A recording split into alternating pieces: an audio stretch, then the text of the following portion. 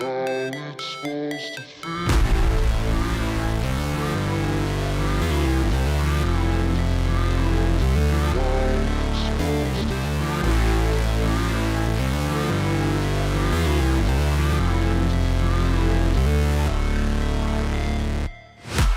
break, always fight, never quit, do it right, play the game, win it life, have no shame, there's no time, feel the pain, live the grind, I could change, in my mind, pick a lane, commit and climb, the only way to win it life, I never miss, that's fact, taking big swings, put your hand to the bat, put me in the ring, you'll go out in a bag, cause I sing what I mean and I bring it to the mad light, ain't got time to kill, I got time to feel, I took the red pill, I know life's short so I wanna live real, but how's it supposed to feel?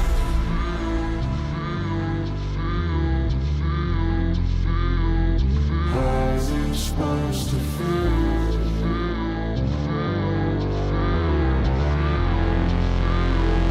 How's it supposed to feel?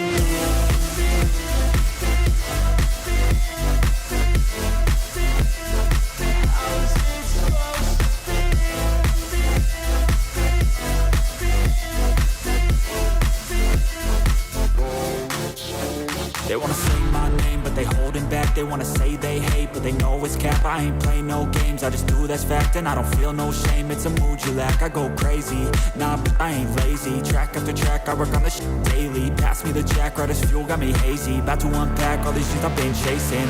I've got visions in my head, like memories after death. To be a legend instead of something you can forget. I'm living up every breath, I'd rather lead than be led. I'll fill the seats as I spread with every word that I've said.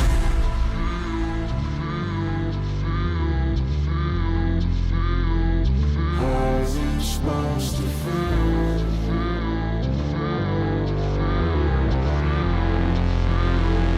How's it supposed to feel?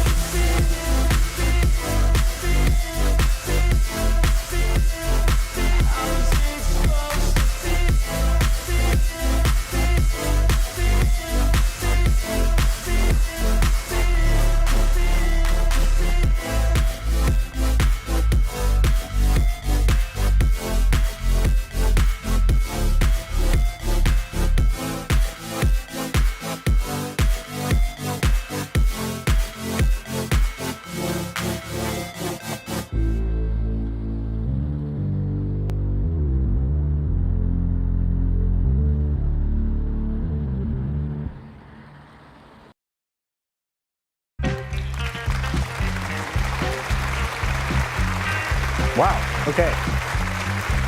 Magical appearing and disappearing curtain. Hey everybody, thank you. Thank you, thank you, thank you, thank you. What a crowd tonight. Listen to that, listen to that. Look, I'm glad you're all here because tonight we've got some real gems. This week has been bonkers with the news. You've got political coverage happening absolutely everywhere. And first up on the docket is pop star Lizzo making some waves this week at a rally. That's right, for VP Kamala Harris. Now, Lizzo said that if Kamala wins, the whole country will be like Detroit. I mean, nothing against Detroit, but does she know that Detroit's unemployment is like double the national average? Yeah, I mean, that's like saying, hey, if Kamala wins, we can all look forward to more potholes and boarded up buildings. That's right. Now, look, Lizzo, we've seen Detroit, and that's not the motivational speech that you think it is. And, of course, social media went right after her and went completely bonkers with comments like, Lizzo, do you want us to vote for Kamala, or are you secretly working for the other side? Yeah. Now, look, we've got to move across the country, right? We got to go all the way over to New York because New York Comic-Con was this weekend, and Marvel and Star Trek were busy announcing more premieres. We've got Daredevil Born Again, right? Born Again, Born Again, Born Again. At this point, Daredevil's been rebooted so many times that he's like a Marvel zombie. He just won't stay down. Then we've got Star Trek. That's right, Section 31, where Michelle Yeoh is returning as Emperor Giorgio. Now, correct me if I'm wrong, but isn't Starfleet supposed to be about peace and exploration? How do we all of a sudden need an emperor in the mix? Now, maybe that's just me, but it feels like Kurtzman is confusing Star Trek with Game of Thrones. Am I right? Yeah. And if that wasn't enough to depress all the Star Trek fans out there, they've also cast She-Hulk star Tatiana Maslany in a new Starfleet Academy show. That's right. Because nothing screams... Yeah, no, seriously. Because nothing screams quality television like hiring a canceled Disney Plus show star. Oh, so very true. Oh, my God. Yeah. I mean, I know that they're aiming for diversity, but are they sure they're not just collecting actors who specialize in flops? Oof. Yeah. At this rate, they'll announce a Picard spin-off starring the entire cast of Morbius. Now, of course, that is going to feature Jared Leto as a misunderstood Romulan. I'm sure that's going to be very popular. Now, moving on, this week we've had a ton of video game news. I know because I have a video game channel called That Game Plays. That Game Plays. Yeah, and of course, most of the news was bad. For example, Surgeon Studios laid off their entire team after Tales of Kenzara Zhao flopped harder than a body positivity diver belly flops in an Olympic pool. That was supposed to be crickets, but that's fine.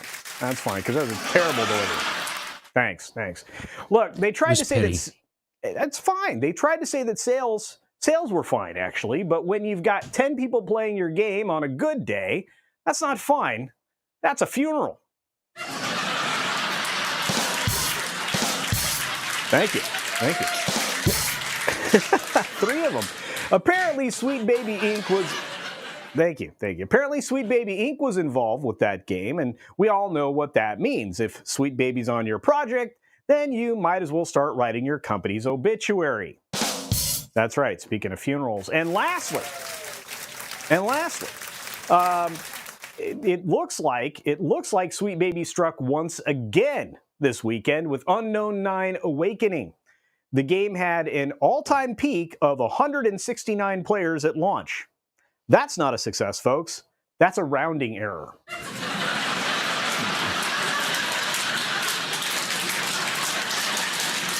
It's true. And at this point, I'm starting to think that Sweet Baby Inc. is some kind of experiment to see how fast you can actually bankrupt an entire industry.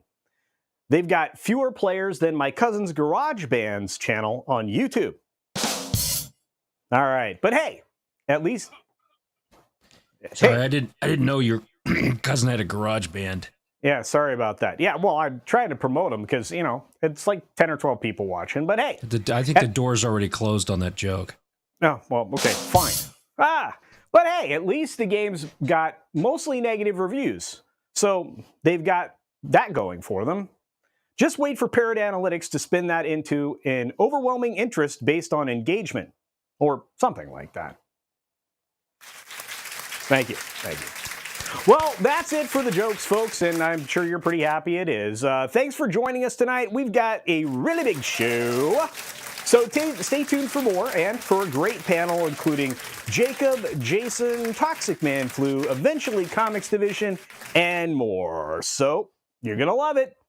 Take it away, Tox.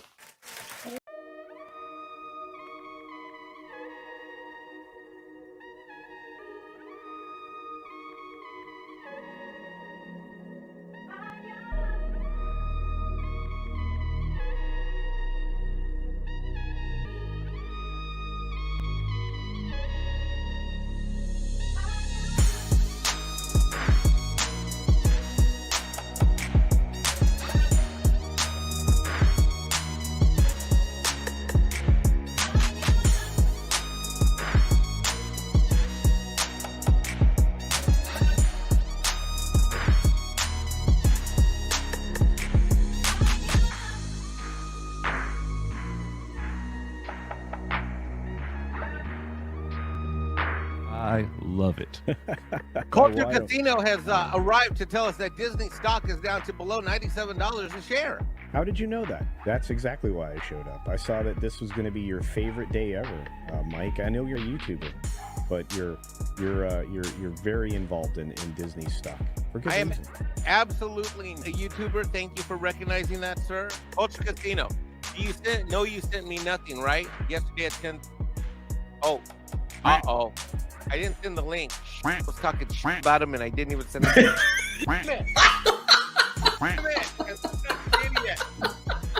Here I was talking about him at the beginning of the show for not being here, and I just see my DMs, and he says, "You do know that you." Here, I'm going to show this. I'm going to show my DMs. I got to do this before Culture gets here, otherwise he'll laugh at me. Oh,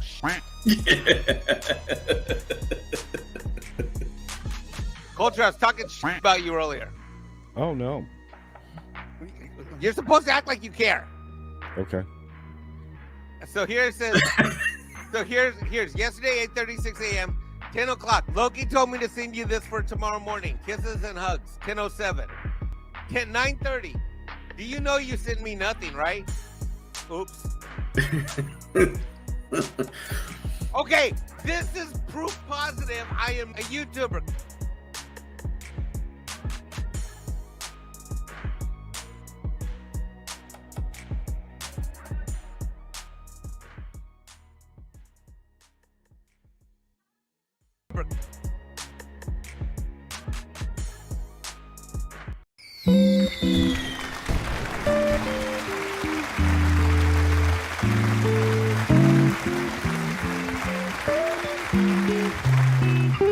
Thank you. Wow, what a great audience tonight. I can't believe it. I guess everybody's going to vote for my boy, the big Lebowski, the dude. That's right, you got to vote for the dude.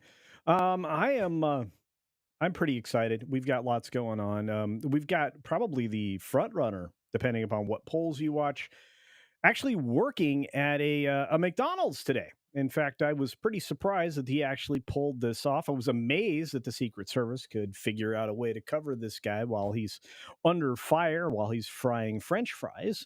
But they did, and it was pretty amazing experience. I want to talk a little bit positive about politics, which I don't usually get to do.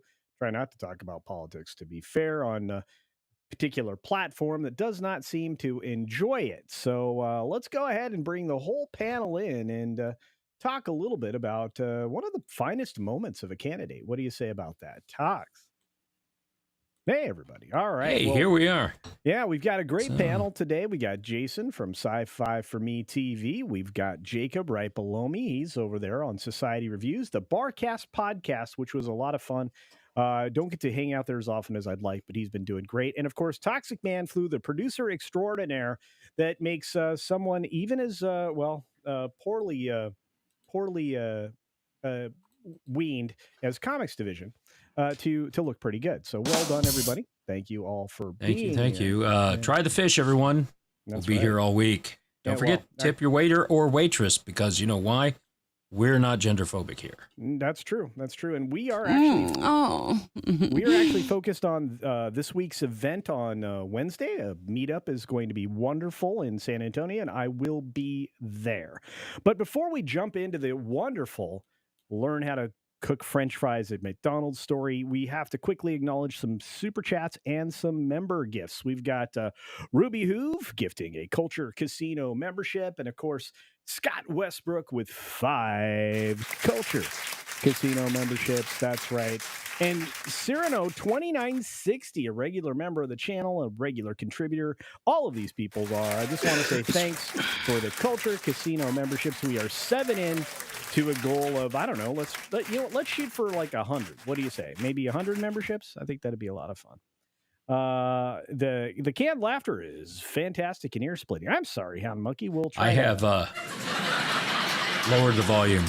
Okay. Was that not enough? I don't know. I mean, I can't tell. Okay. I'm old and deaf, but I do want to say that's what I said.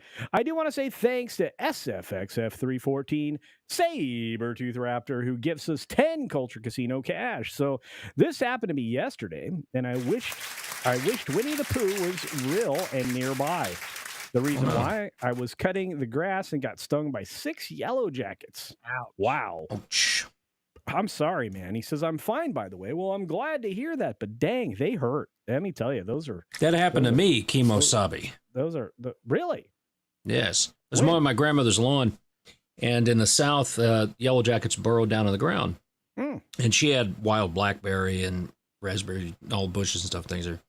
So we always had those around. I ran over a nest, and boy, did they get angry. And I felt some pain. I looked down, and yep, there was, I don't know, a whole mess of them around my right calf, just stinging like crazy. That was a lot of fun. So yeah, it sounds terrible. I mean, that's, you need some it's CBD almost oil. as excruciatingly painful as doing a Comix Division show. Understood. Yeah. I can actually understand that. SFX, hope you're feeling better. I know how painful that is, my friend. Yeah, thank you for that, SFX, and appreciate the $10 super chat. Of course, we got Mark Daly, one of our joke writers, who had some writer's block this week. So that was all me, everybody. If the Trek producers were looking to cast an Orion girl, they should have hired the She-Hulk stunt double, not the Ally McBeal. Oh, that was good. Ally McBeal stand-in. This isn't Star Trek Section 31. It's Star Trek Section 8. Whoa. Oh, there it is. Hey, now. All right. Hey, canned laughter. Gotta love it. I gotta. Well, we actually had some laughter in the chat, which you can actually do with emojis in real time. So thank you very much for that. And Mark follows up. Oh, whoa. Hang on. Argentum says, oh, geez, I just realized my 34th month is a month from tomorrow. Wow. Your 34 months as a member. That's awesome. No. 30 more. That's a 34th birthday from Argentum. My goodness. Oh, my goodness. Lady. Oh, okay. All right. There you go, young lady. Go get them. Yeah, well, she's what, 50 years younger than you? Stop it. Not quite, but yeah. I mean, you don't get no respect. That's very true. Oh. And yes, it is live. Hi, yes, Rock the Casbah. Welcome to the live show. Davina, take my Wi-Fi, please. Thank you. Yeah. Yes, it's my birthday. Okay, well, tomorrow I will sing to you, Argentum. I just flew in, and boy, are my arms tired. Thank you, Davinia. Yeah, okay. Look at that. Great. Somebody likes it. Love every second of it. You might be our biggest fan at this moment, so thank you for that. I appreciate it. We got another wonderful $5 in Culture Casino cash coming in from our friend Mark Daly. The Daily says Detroit hasn't had a Republican mayor in 50 years. Has Lizzo seen Detroit? I have. Dems have wrecked the city worse than Truman wrecked Nagasaki. Whoa! Oh, come on now. Well, come on. That's a little rough. That's a devastating joke. Don't drop the bomb on us. Come on now. Oh, anyway, there it is. Anyway, we need to move on. Culture dropped it. What? We need to move on. We got to get this story up on here. We got to. Speaking of, apparently Argentum's voting for Mudang. Mudang. And virtual reality fitness said Trump made $27 an hour on fries. That is some good pay. That's good pay right there. 3 large fries. Somebody ordered from him, and then frying to the moon. Frying to the moon. The moon. Da-da-da-da. I'll have a pack of lies with that, sir. Thank you. Hey now. No, that's the other candidate who said she worked. Oh, that's right. She didn't work there. That's right. No. Why would if we just talk like this and say that things like this, things will be funny. Yeah. Hey. Yeah. Jacob's about to fall over. He's not amused. No. Okay. Tox, bring up the story. Let's talk a little about Trump's Day at McDonald's. Oh, wait. I'm supposed to do that. Yep. That's right. Yeah. If you could whip it out, please. Well, thank you. What? I'm not doing that. So Trump works the fry cooker at Can McDonald's. you big in that? Yay, bigger. Yep. Trump works. Whoa, hey now. Trump works fry cooker at McDonald's, and MAGA faithful line up to order. I'll take whatever he gives me. So this was in Feasterville, Trevose, Pennsylvania. I hope I said any of those words right. But Donald Trump is really is really cooking. In the race for president. Wearing an apron and a red tie, the former president served up fries and political shade against his rival during a behind-the-counter stint at McDonald's on Sunday, which drew a monster crowd to the Feasterville, Trevose, Pennsylvania fast food restaurant. McDonald's has long been one of Trump's favorite chains, but his visit to the Golden Arches Sunday doubled as an effort To re-up his doubts over Vice Presidential Kamala Harris claims that she worked there in the 1980s. Interesting. Look at that. He's actually holding the fry basket. That kid's got to be having the time of his life, right? It's like, hey, I was hanging out with the prez. Look at they're smiling. They're happy. It's amazing. Trump's 78. Anyway, I'll tell you what, he said. It's a great franchise. It's a great company. Look at the crowd over there. Look at how happy everyone is. They're happy because they want hope. The commander in beef told reporters from the drive-through window. The commander in beef. Kill me. I've now worked for 15 minutes more than Kamala. That was after his first 15 minutes, I imagine. In what his campaign dubbed the October Serp Fries, McDonald Trump. Yeah, I know. I think Tox abandoned his post. McDonald Trump worked the counter and bantered with customers who drove up. His campaign also released footage of him jubilantly preparing the Happy Meals. Oh, that's good. We got the salt on it. Never touches the human hand. Nice and full, Trump said while filling a container of fries, a nod to his germophobic tendencies. Well, that's true. Well, over 1,000 MAGA Donald's faithful lined the street.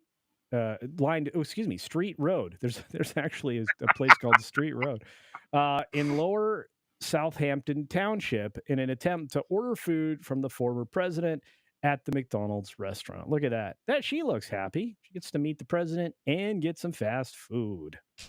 So somebody posted on Facebook that he gave them 7 McNuggets in their 6-piece McNugget.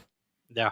So he's already given out stimulus checks. That's right. It's right. Stimulus for your waistline anyway. Congratulations, I have to say. But one man told the Post that I'll just take whatever he gives me. Love him or hate him.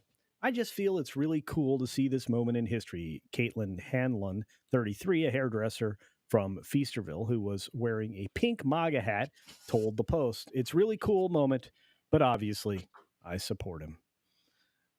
This is truly amazing. I just want to say, I don't know that we'll ever see someone like this man again, but the fact that he's willing to go to McDonald's and serve it up to everybody, what a great moment in time. Well, and the guy that's standing there with him in the fries, the fryer. Yeah. I was talking to Mindy about it today. You've got to imagine what stories he's going to tell his kids in about 10 or 15 years, right? Oh, I know. Amazing stuff. Especially if Trump wins. Amazing stuff. So. Yeah, we are universally blessed to be in a timeline where there could be so much change. Truly.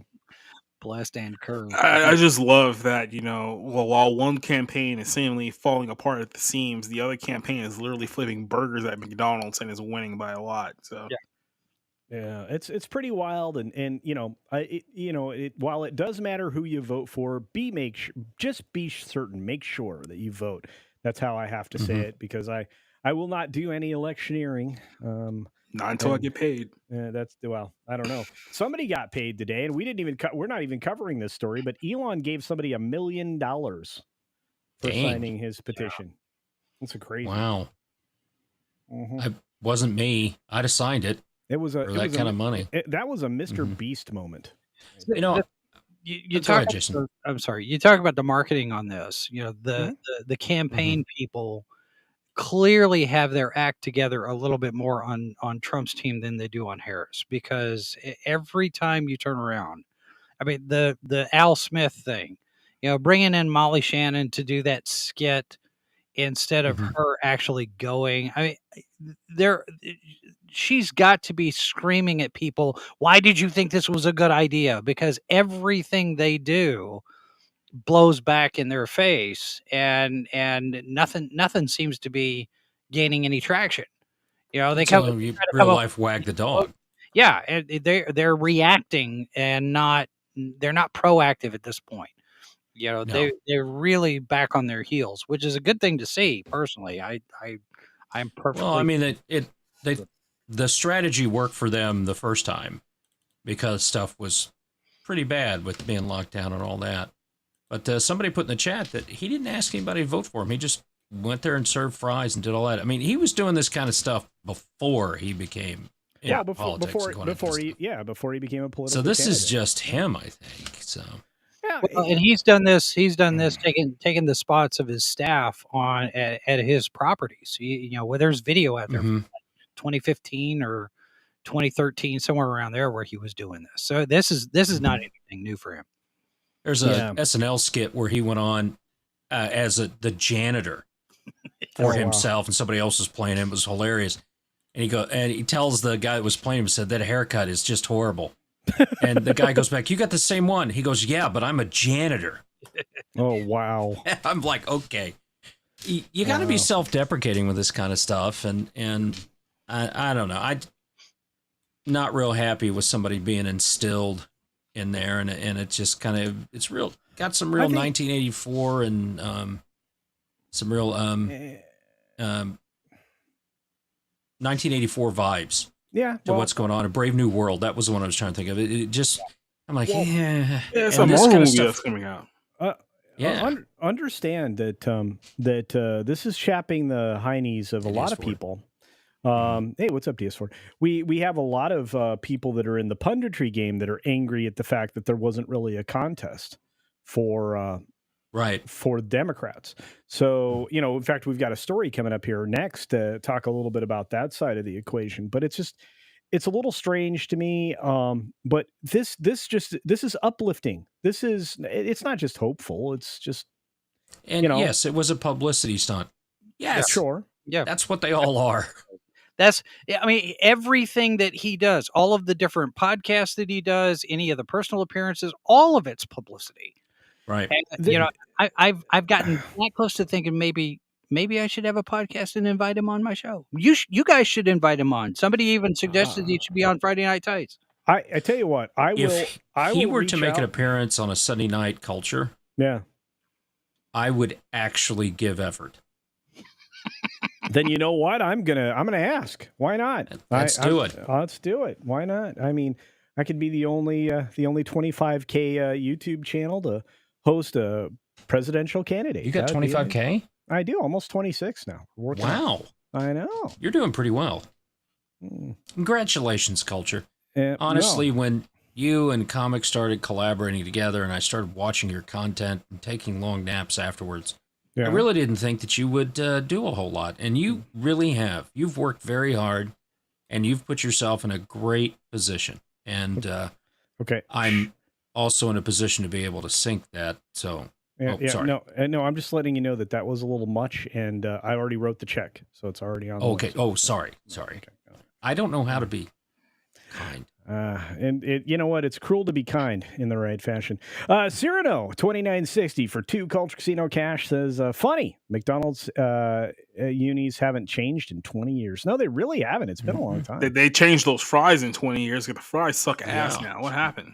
I don't know. I mean, they don't soak them in the sugar water like they used to. Well, I knew a guy that went to Hamburger University back in the 80s, and that was a thing. Yeah, the biopic of the McDonald's story and all that was with what's the guy that was Batman, Michael Keaton. Yeah.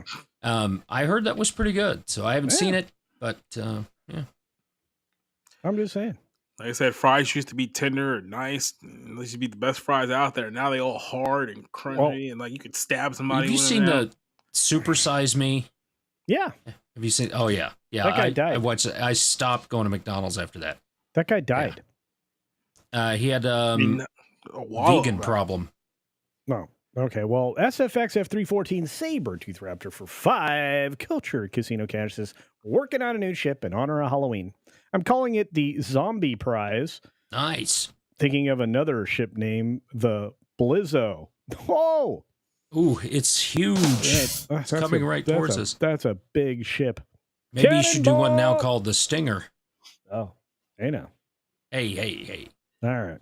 Well, we got a lot going on here today. I just want to say I am really appreciative of the enormous audience we have. The people over on the Green Machine. Me too, Dragon. Yeah, we got Cognitive Nomad over there. We got Hannibal Grimm out there. I guess they're using a different oil, according to Tina Guzman and Hannibal Grimm. So they stopped using the tallow oil, which is the beef fat. Yeah. Because remember, they came out and said fat was bad. Now they realize, no, fat's actually pretty good for you. That's kind of, needs some it's kind of fat. important. Yeah. So I appreciate that. We got so much going on, you guys. I appreciate all of your support for How much do you appreciate the channel? Massive. Yeah. So look, this Yeah, it Elon was Musk liver thing, without just because I can. Just because I can. I'm going to click on this story because we didn't prepare a stinger for it. But Elon Musk is giving away $1 million a day to voters who signed his election petition. And he did already. He's going to be doing that to 16 random folks up until election day. Holy cow. That's crazy. Wow. Crazy stuff. Which election petition is it? Because I'm going to go sign up for it right now. I'm going to go figure it out. Yeah. I don't know. But I wonder know if this. Google will have it. Probably. But I just want to say this, folks, if you are interested in having a comment in the show, you can certainly do that, but you can also send a super chat. You can gift a membership. You can do all that to support the show. Again, if you are not subscribed, you randomly showed up here or you magically got teleported here. However you got here, double check, make sure you have the subscribe button clicked. You can turn it from red to gray. It will help me each and every day get closer and closer to 50K. And we've got lots of merchandise available over on beachpunk.com. By the way, there's not a lot of political stuff over there, if any, not really straight up channel merchandise other than the Rooster Tiki, which is mine. Lots of other great designs and things over there. You can fix a whole bunch of needs if you're going to be inside, outside, whatever. We got you covered in gear. So check out beachpunk.com. On that note, we have, we've got more stories coming up. Guys, I'll give you the final word. What do you think about Trump working at McDonald's, Jacob? At least it wasn't Burger King. I mean, that's what. It wasn't Remember Bernie Burger King? Sanders? Remember Burger King was a thing? Oh, Burger Remember King. the Burger King Kids Club? I love the Burger King Kids Club. Went to Burger King today. Still just as bad. Yeah. Well, what was the question? What did you think? What did you think about Trump putting in time at the McDonald's? Like I said, it's just an interesting, contrast of how these two campaigns are going. It's like, you got people basically publicly burying the other person who had an interview so bad that her campaign quite literally might not recover from it. And Trump's just like dicking around at McDonald's, like basically like getting votes and attention and whatnot. Just kind of shows you where both of these campaigns are going right now. If you believe, the polls that are settling out right now, because we're getting closer and closer to the election, it seems like this one's starting to slip away from her grasp here. Now, I won't go all in on this one just yet, because I mean, we still got 2 weeks away from election night, and we all know a lot of things can change in the course of 2 weeks. But yeah, it seems like the general consensus right now is that Trump may be running away with this one at the moment, especially with the early voting numbers coming in. I won't believe anything until it's actually done, because Hakeem Jeffries will be president August 2025. Yeah. Making shirts. I don't believe you, but if that were to happen, we would have been overthrown in a completely different way. But I just want to say thank you to an amazing gifty from the producer of the show, who sometimes does magnanimous things. We have 10 Culture Casino memberships, and one of those went to Courtney's Fellowship of Oddballs. It's great to see you, Courtney. Wait, War Monkey made fun of me, and he got one too. I don't think that's fair. I do. I think it's great. Well, wait a second. War Monkey was right. Yeah. Okay, fine. Yeah, that's fine. That's fine. I like this. Grilled Cheese Warlock. That's a heck of a name. Yeah, we're happy about that. I like. So like somebody who should be on the Food Channel. I like grilled cheese sandwich. There's a place in New York, all they do is grilled cheese. All kinds of different grilled cheese and stuff. That's great. That sounds good. Little Munster grilled cheese. Got some Munster out there. Mrs. Flu's going to come in here and hit me. Speaking of McDonald's, you guys remember when McDonald's had 30... Hi. Hey, Mrs. Flu says hi, Jacob. Yeah. Say hi to Jason, too. Hi, sweetheart. Jason. Mm-hmm. Yeah. Hello. You can't see me, but I'm waving. Okay. Waving too. Culture's he's trying not to lose control of his show. No, it's way too late. And enter Mrs. Flu. There's Mrs. Flu waving. Right. Much love, everyone. Get back to it. Okay. Thank you, sweetheart. All right. Bring Well, it in, Culture. we got. I'm trying. Okay. So we got. I was just gonna make a quick comment. You guys remember when like McDonald's cheeseburgers were like 39 cents? I Oh, do. heck yes. I do. It wasn't all that long ago either. I mean, come on now. Yeah. There was a place in Tulsa called Lotta Burger, and they had the thin hamburger because there was during the Great Depression, the Oklahoma's burgers called the onion burger because they'd make the beef stretch. They would mix it with onions or they'd flatten it out. And so you'd have more bun, but thinner cuts of stuff. So thinner lettuce, thinner tomatoes, thinner everything there. And that's just really good. So that's the burgers I grew up on, was kind of home cooked stuff. So McDonald's just seemed different. But that mustard and ketchup mix, I don't know. I think they put crack in that to go with it. Because I don't know what's there. Culture doesn't know what to do. I don't, but I do know that we have another super chat from our good friend Dearest for 5 Culture Casino Cash saying, remember when Clinton went into a McDonald's, order a burger and talk to people? SNL ran with that months ago. Yeah, it's weird, right? That we used to have presidential candidates trying to be actually everyman's, but you have a candidate right now, first of all, that nobody elected, or at least selected to put in that position. But at the same time, that same candidate will avoid humans to avoid exposing themselves. Could you imagine her word salading somebody out on the campaign trail and full public view with 100 people with their cell phones filming this interaction? Yeah, that'd be very bad for her. How does anybody get angry at Brent Baer? Yeah. What was it, Jason? Sorry. I say we really don't want her exposing herself on the campaign trail. Oh, there it is. I mean, in all honesty, that may be the only thing that saves her campaign at this point. There it is. I don't know that it would help. I mean, if I'm heels overhead for Kamala. Time has not been the kindest.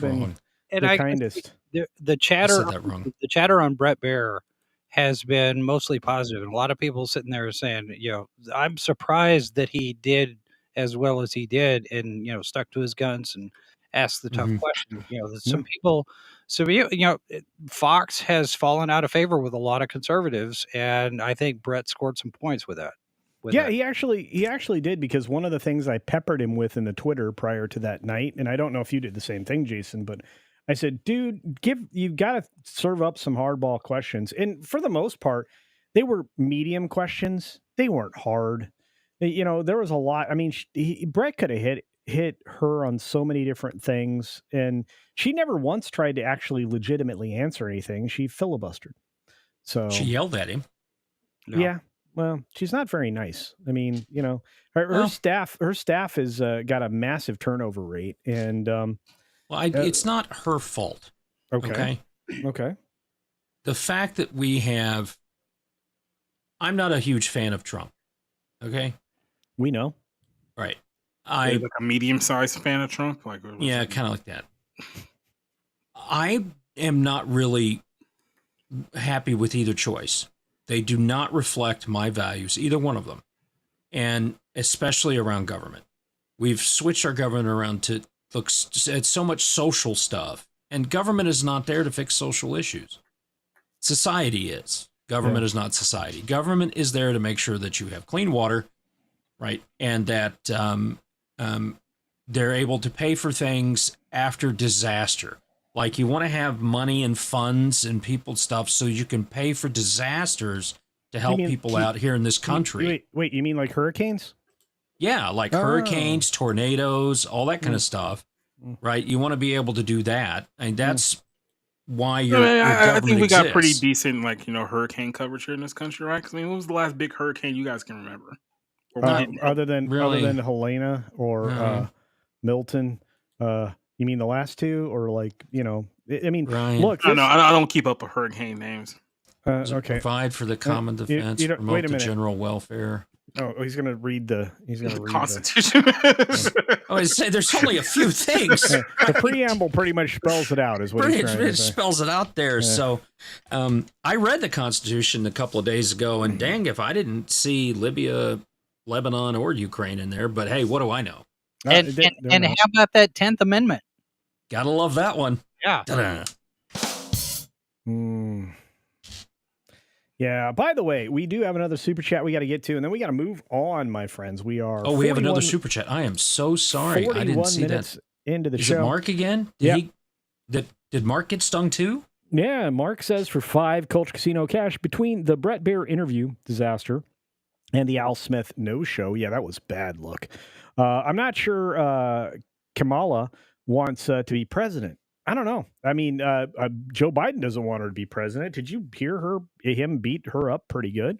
I mean, come on, man. I mean, look, here's the thing. Like, we've all said it by now. It's like Joe Biden, yeah, he's a brain dead disaster. We all know that. But Kamala Harris is somehow even worse in every conceivable level than even Biden is in his current state. Because say what you want about Biden, at least people actually generally like him, believe it or not.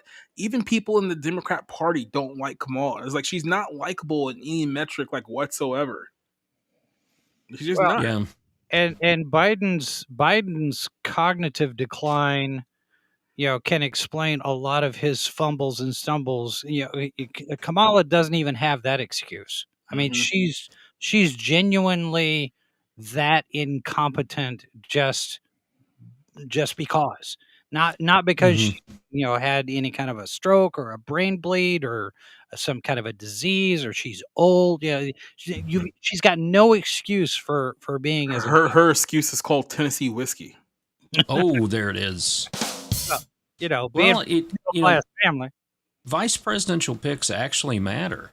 I mean, yeah, they do, because if the president is unable to perform, you need somebody there that can. And I think somebody said it, John Adams just kind of olayed the whole thing when Washington beat him out for president instead of going against Washington when he disagreed. Because the vice president, she's been the most active vice president, casting 33, 34 tying votes. Yeah. That's why that stuff's important when you're so polarized with these things. Because she's the president pro tem, which most people don't Senate, understand. Yeah. Look, we got one more super chat to jump into, and then we got to move on. Razorburn, what's up, Rivethead? Culture fan of Skinny Puppy? Yeah. Best LP. You've asked me this before, my friend. I'm going to answer probably the same thing I did before, although it's easy for me to change answers because they're pretty awesome. But I'd say Rabies, probably. I think if I remember correctly, Comix probably said the same thing. I think that he did say Rabies, yeah. Yeah, I'm pretty sure. And again, I mean, you have to remember there was some turnover in the band for a while that caused people to disconnect from them for a bit. A lot of people thought that when Lieb left, they were going to fall apart. That was in the late 80s. But now I think right around the beginning of the next decade, they were probably at their best. So I'd say Rabies. So there's that. Thank you for the $2 super chat. We've got to move on. Tox, I think we have a commercial sponsor. We have a commercial sponsor. Oh, sorry. Yeah.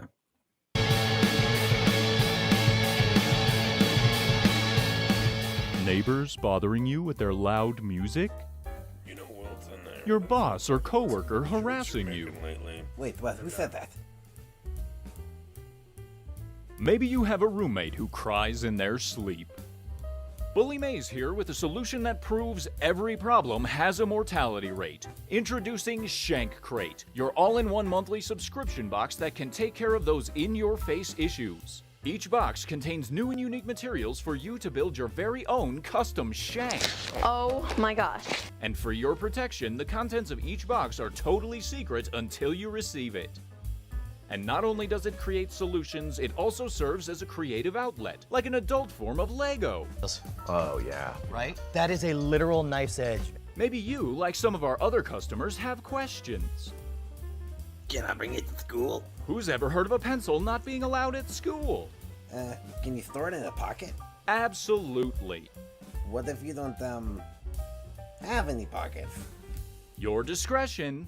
Whether you're conscientious about the earth or just not opposed to being a good steward of the environment, each Shank Crate and its contents are made of 100% recycled materials to make sure we're environmentally friendly. And if you order now, we'll be extra sensitive to the environment and keep all the original fingerprints on the items for your convenience. All for the low cost of $19.99 a month. Call 626-831-9333 to get your Shank Crate today. If you call now and secure your monthly subscription for only $19.99, you'll get your very own alibi insurance for those slightly stickier situations. But wait again, there's even more. To be inclusive, culturally respectful, and as patriotic as possible, each monthly box is themed after a unique prison in the US of A. So call 626-831-9333 now to get your very own unique, patriotic, and environmentally friendly Shank Crate with your own personal alibi insurance.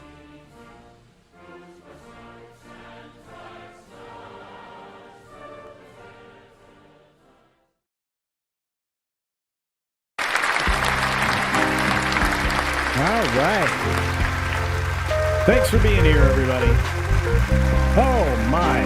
Thank you. Thank you. What a great audience tonight. Love it. Look at all of you out there. 340 of you. We've got another story following along the lines of the campaign trail. It's political season, folks, so we've only got a few more weeks of this, just 2 more that we have to suffer.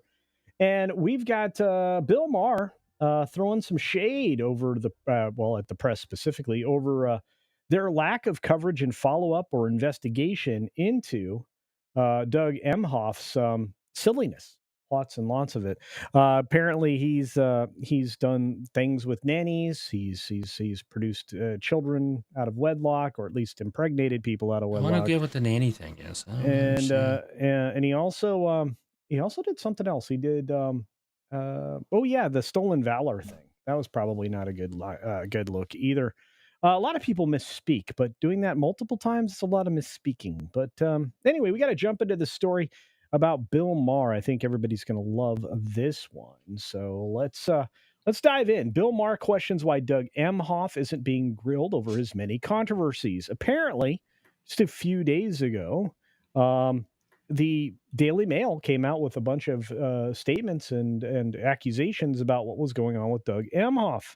And real-time host Bill Maher questioned why the Democratic second gentleman, he's not really second gentleman yet, is he? I mean, are you as a VP, are you second gentleman? No, I think that's only if your wife's the president. But anyway, so the second gentleman, Doug Emhoff, wasn't enduring more scrutiny over his past treatment of women. Yeah, he's a what do you call him? A born-again feminist? Anyway, Daily Mail. Thank you. Reported that Emhoff impregnated the family's nanny. Oh, there it is. While married to his first wife. Allegedly slapped an ex-girlfriend at the Cannes Film Festival. So that's kind of based. Maybe. And welcome Comix. And was inappropriate and misogynistic at work. Never mind. I'm voting for Harris now. You don't think he stands up to her, do you, Jason? Or Jacob, excuse me. Yeah, I don't think so. I think she may be the source of her drinking problem. I think that we just discovered it. And the term second gentleman is actually accurate because she's the vice president. If she was president, he'd be the first gentleman. Oh, that's true. No, okay. All right. Fair enough. Well, thanks for coming in and correcting me. Way to join the show. Anytime. So during last week's overtime segment, Maher pointed to this reporting and asked his panelists if the liberal media would keep ignoring it. And wouldn't that make it look worse? Maher asked. The answer is yes. They will continue to ignore it. Of course they will. Maher spelled out to his audience the details about the 2012 incident at the Cannes Film Festival. He slapped her. He thought she was flirting with the valet. Well, that doesn't seem like a wait a second proper reaction. He's cheating on himself. Oh man. Okay. Yeah. And he knocked up the nanny. Right. That's confirmed. Chimed in a panelist, Buck Sexton, a conservative talk show host. Okay, I don't know who that is, but okay. Buck Sexton? Yeah, I don't know who that is. He is a conservative talk show host. I believe he is presenting his mail. Ah, very good. Okay, Maher answered in the affirmative. That's confirmed. He definitely knocked up the nanny. The comedian chuckled. My goodness. Shortly after DailyMail.com broke the affair story, a statement was provided to CNN confirming Emhoff's relationship with the family nanny, which resulted in a pregnancy.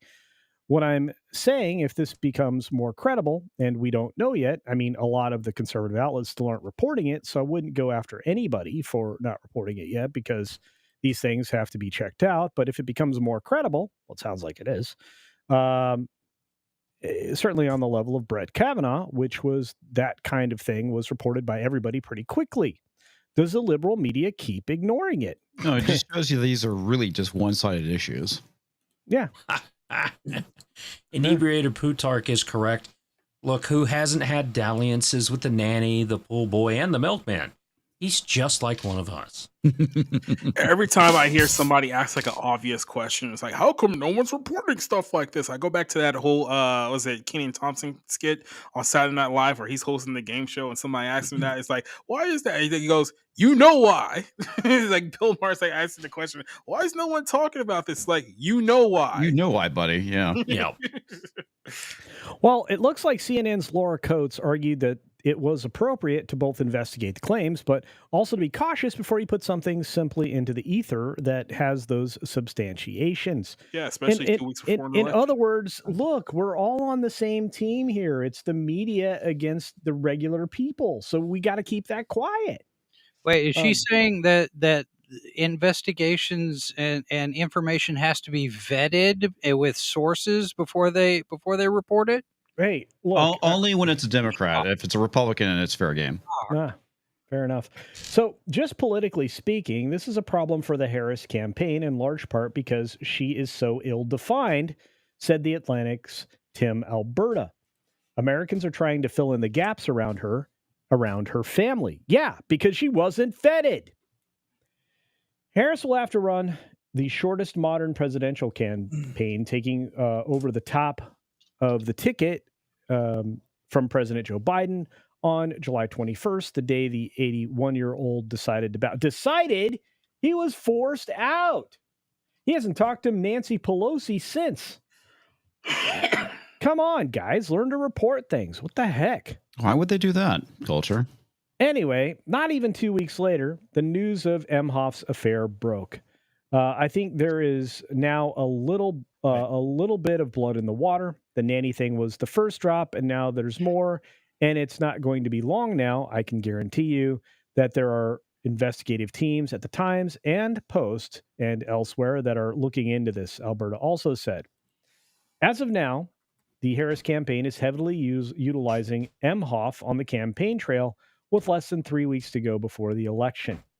I do think it's very convenient that allegations demand more study, demand more evidence when it's really important for a Democrat that we don't all say, hold on a second, this guy seems like a huge jerk, Sexton added. And he's being used as a surrogate on the campaign for masculinity. Yeah, because there doesn't seem to be any on this ticket or anywhere close to this campaign. Of course, Sexton was talked over by Maher, who pointed out that former President Donald Trump has faced similar allegations of cheating and physical assault, and he's the actual candidate, not the candidate's spouse. Dude, you want to go down the actual things that, Harris has been accused of? I don't think so. Mm-hmm. Especially when it comes to fornication. Do you want to go down that route? Because we can. Yep. Anyway, interestingly enough, hey, what's up, RJ Godzilla? We got... Look, we got to talk about this. So let's get rid of the story and just chat it up. Hey, what's up, Dustin? Good to see you, buddy. Oh, sorry, Tox. I didn't know you were producing. What? There. Okay. Yeah. So we got this story. Well, first of all, do you think it's fair the way Maher handled it? Because I think Maher's been up and down in people's estimations. Jacob, what do you think? Like I said, he's asking the very, very obvious question with this whole thing. It's like, especially him in like his town specifically, is like you guys all know why everyone's sidestepping like this question and why you're the only person who's seemingly bringing it up. It's because your town hates Trump, that Washington hates Trump, and they don't want to do anything that can idle to him pulling away from this election, even as he's actively pulling away from this election. So it's like anything that's nefarious or shady or could damage us, we're just going to conveniently look the other way in hopes that somehow we can pull this whole thing out, or we're all screwed. At least that's the sentiment of his town here. And my thing with Bill Maher, and maybe I'm just kind of like, on the island by myself here with this, is that I get that the Maher is now questioning more of the things that are happening, especially like his party now, because, they've gone cuckoo bananas. We talked about this earlier this week with Anna Kasparian, who's now saying that she's left the Democrat Party. But here's my point of contention with these people. It's like, do you understand that while you sit here and you admit that there's a problem with your party now, do you understand that you are very much a part of that problem for many, many years that led us to this point that we're all dealing with at the moment? That's kind of my biggest disconnect point with guys like him and Anna and all these other people. I want to say Anna probably is self-aware in regards to that, where Maher probably is not. Mm-hmm. Like there's still like this sentiment out there that it's like, oh well, I'm still normal and everything that I stand for is okay. It's the party that's gone crazy. It's like, no, like you quite literally built the bridge that led them to this point in the first place, and now the terror is on the other side of the bridge. It's like, oh, where are all these people coming from? It's like, okay, well, let's look back at the last 15 years. Here's a problem. Well, at least Anna has admitted she's been wrong on certain things, specifically when it came to Kyle Rittenhouse. Yeah. So I mean, that was really big of her to do that, especially where she is. Yeah. I'll give her credit to that. Maher, on the other hand, I mean, he's always called stuff out, but he's always kind of late to the party. Where I get that Anna is likewise late to the party, but it actually took something to wake her up, and she's basically talked about the being kind of sexually assaulted by two homeless guys. That was kind of her wake up call. And I think that's going to be the wake up call for many on the left when they realize that the policies that they support are actually not doing any good and making society worse is what's going to happen. Mm-hmm. And they have to experience it firsthand. And granted, not always this is going to happen, because you had that one guy in New York who was killed in front of his girlfriend. And, the girlfriend's like, yeah, don't prosecute the guy that murdered my boyfriend. It's like, are you fucking insane? She wanted to get rid of him. Yeah. So that had to be. And all you get is a little rose where your body used to be, your last resting place, and your girl's going on and jump on someone else's bones. Mm-hmm. Bill Maher is an OG, original grifter. Mm-hmm. He's always been a slime ball. He's always just flayed in the wind, whichever's going to make him more money. He used to be fully left, and he wasn't, then he was, and he wasn't. Back and forth. He's more of a fence setter than Tim Pool from that standpoint. And Tim Pool's really gone off onto the Trump end here lately. So this is what happens when you allow social issues to be part of your platform and in government. Okay? Government is about freedom of speech. It is about the right to defend yourself. And the 10th Amendment says the government can't do anything that we haven't told it can do, right? So provide for the common defense, all that kind of stuff, things from there. They can't put you in a debtor's prison. They can't put you in prison like they have for some of the J6ers and throw away the key. There's all of this out there. And when you start arguing the social stuff inside the criminal courts and you start bringing them as social issues to your political parties, you end up bringing these issues that start creating strange bedfellows. Yeah. I've got this, I want that. Okay, we're going to go for that. But then when you're done, you don't have anything in common. No. Yeah. And that's the problem with building the coalitions that the Democrats have done for the last 40 years.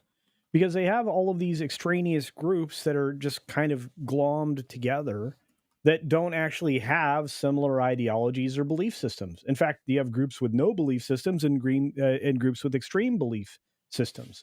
And they don't coalesce in the best possible way. So you end up with something that's disjointed. What we've seen is a lot of people leaving a lot of other political organizations and moving over to what I guess you want to call it America First or the Lion Party or whatever you want to call what Trump's doing, where it's unifying people because they have similar beliefs. And some of those beliefs include limited government, which I think a lot of people, have to say. But look, we've been diving deeply into politics, which I don't usually do on the show, but we are getting very close to the election. So with that said, we do have a lot of things to talk about tonight. So final words, gentlemen, on what's going on with Doug Emhoff, whatever you want to call him, and whether or not he's being vetted fairly or unfairly at this point. Is he the father of that girl that we're all masquerading as Kamala's daughter or stepdaughter? Yeah. I think that is the belief in place. Okay, well, that makes sense. I understand how we got here now. Yeah. Anybody else? No. All right. I don't. It doesn't really matter. In the end, he's not going to get prosecuted for anything because the judges and the ADs are on his side. Yeah, he's got a D next to his name. He's not getting prosecuted. Yeah, he's not getting prosecuted for anything. So all that I see when that stuff happens is the injustice that happens to the common man and how we get screwed over by those in power. That's all I see with that. It doesn't matter if it's a Democrat or Republican. I've seen it happen on both sides of the aisle. I want more people in Congress like Thomas Massey, who's a stand-up, straight-up individual who does the best possible for his people in Tennessee and also America. Yeah, that's what I want. And unfortunately, there's only one of him. Yeah. So. Yeah. Well, and right now, I mean, you have governors that are trying to undermine, positive things out there in the world, but we can't really talk about that. But we can move into our next commercial break. Tox, who's sponsoring the next segment?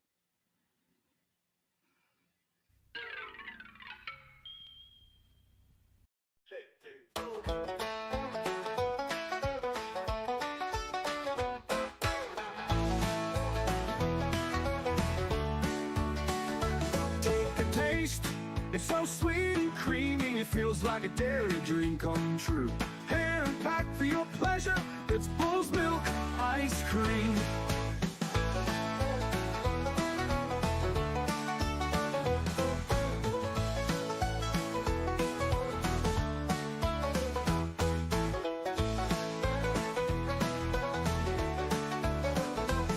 Take a taste, it's so sweet and creamy, it feels like a dairy dream come true.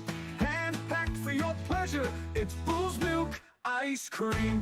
Bull's Milk Ice Cream, it's a dairy dream. Exploders in your mouth, it will make you shout. Bull's Milk Ice Cream, answering the question, do you spit or swallow?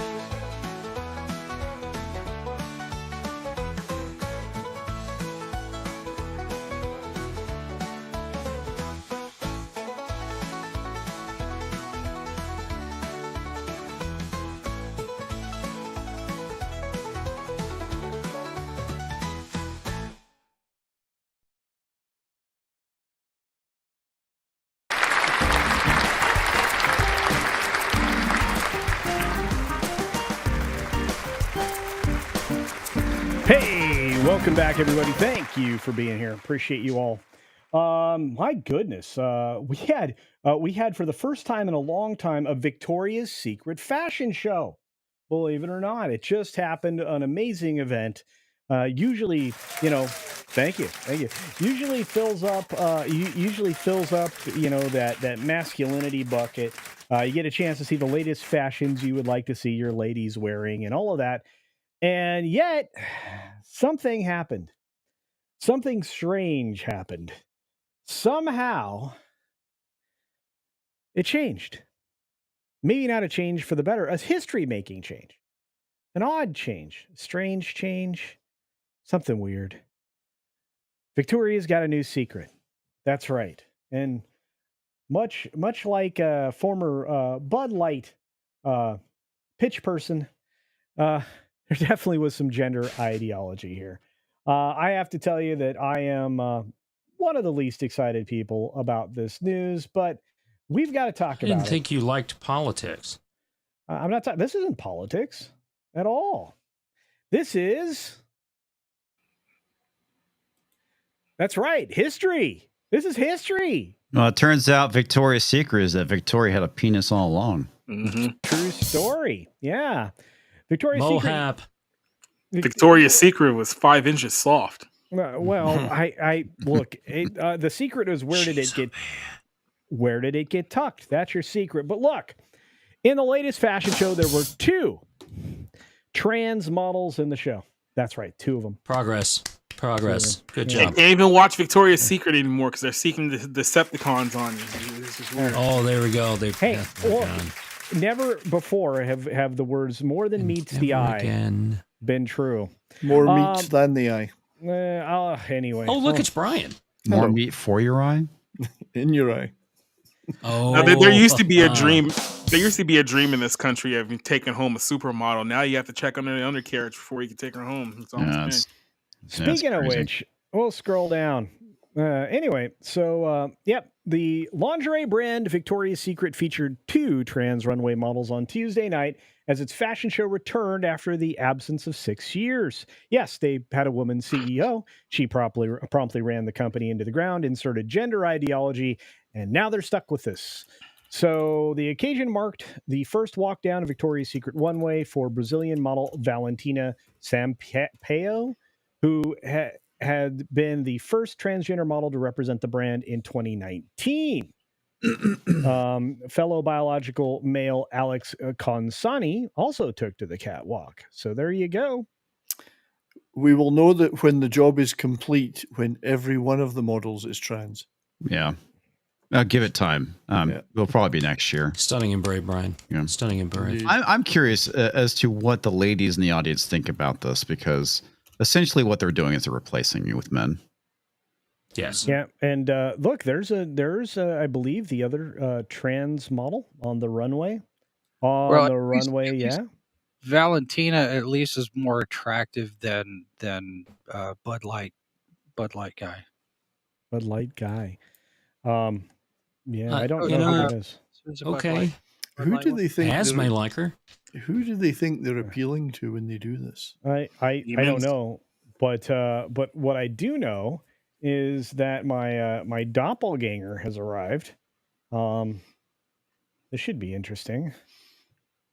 We don't want to see your doppelganger. Keep it tucked away.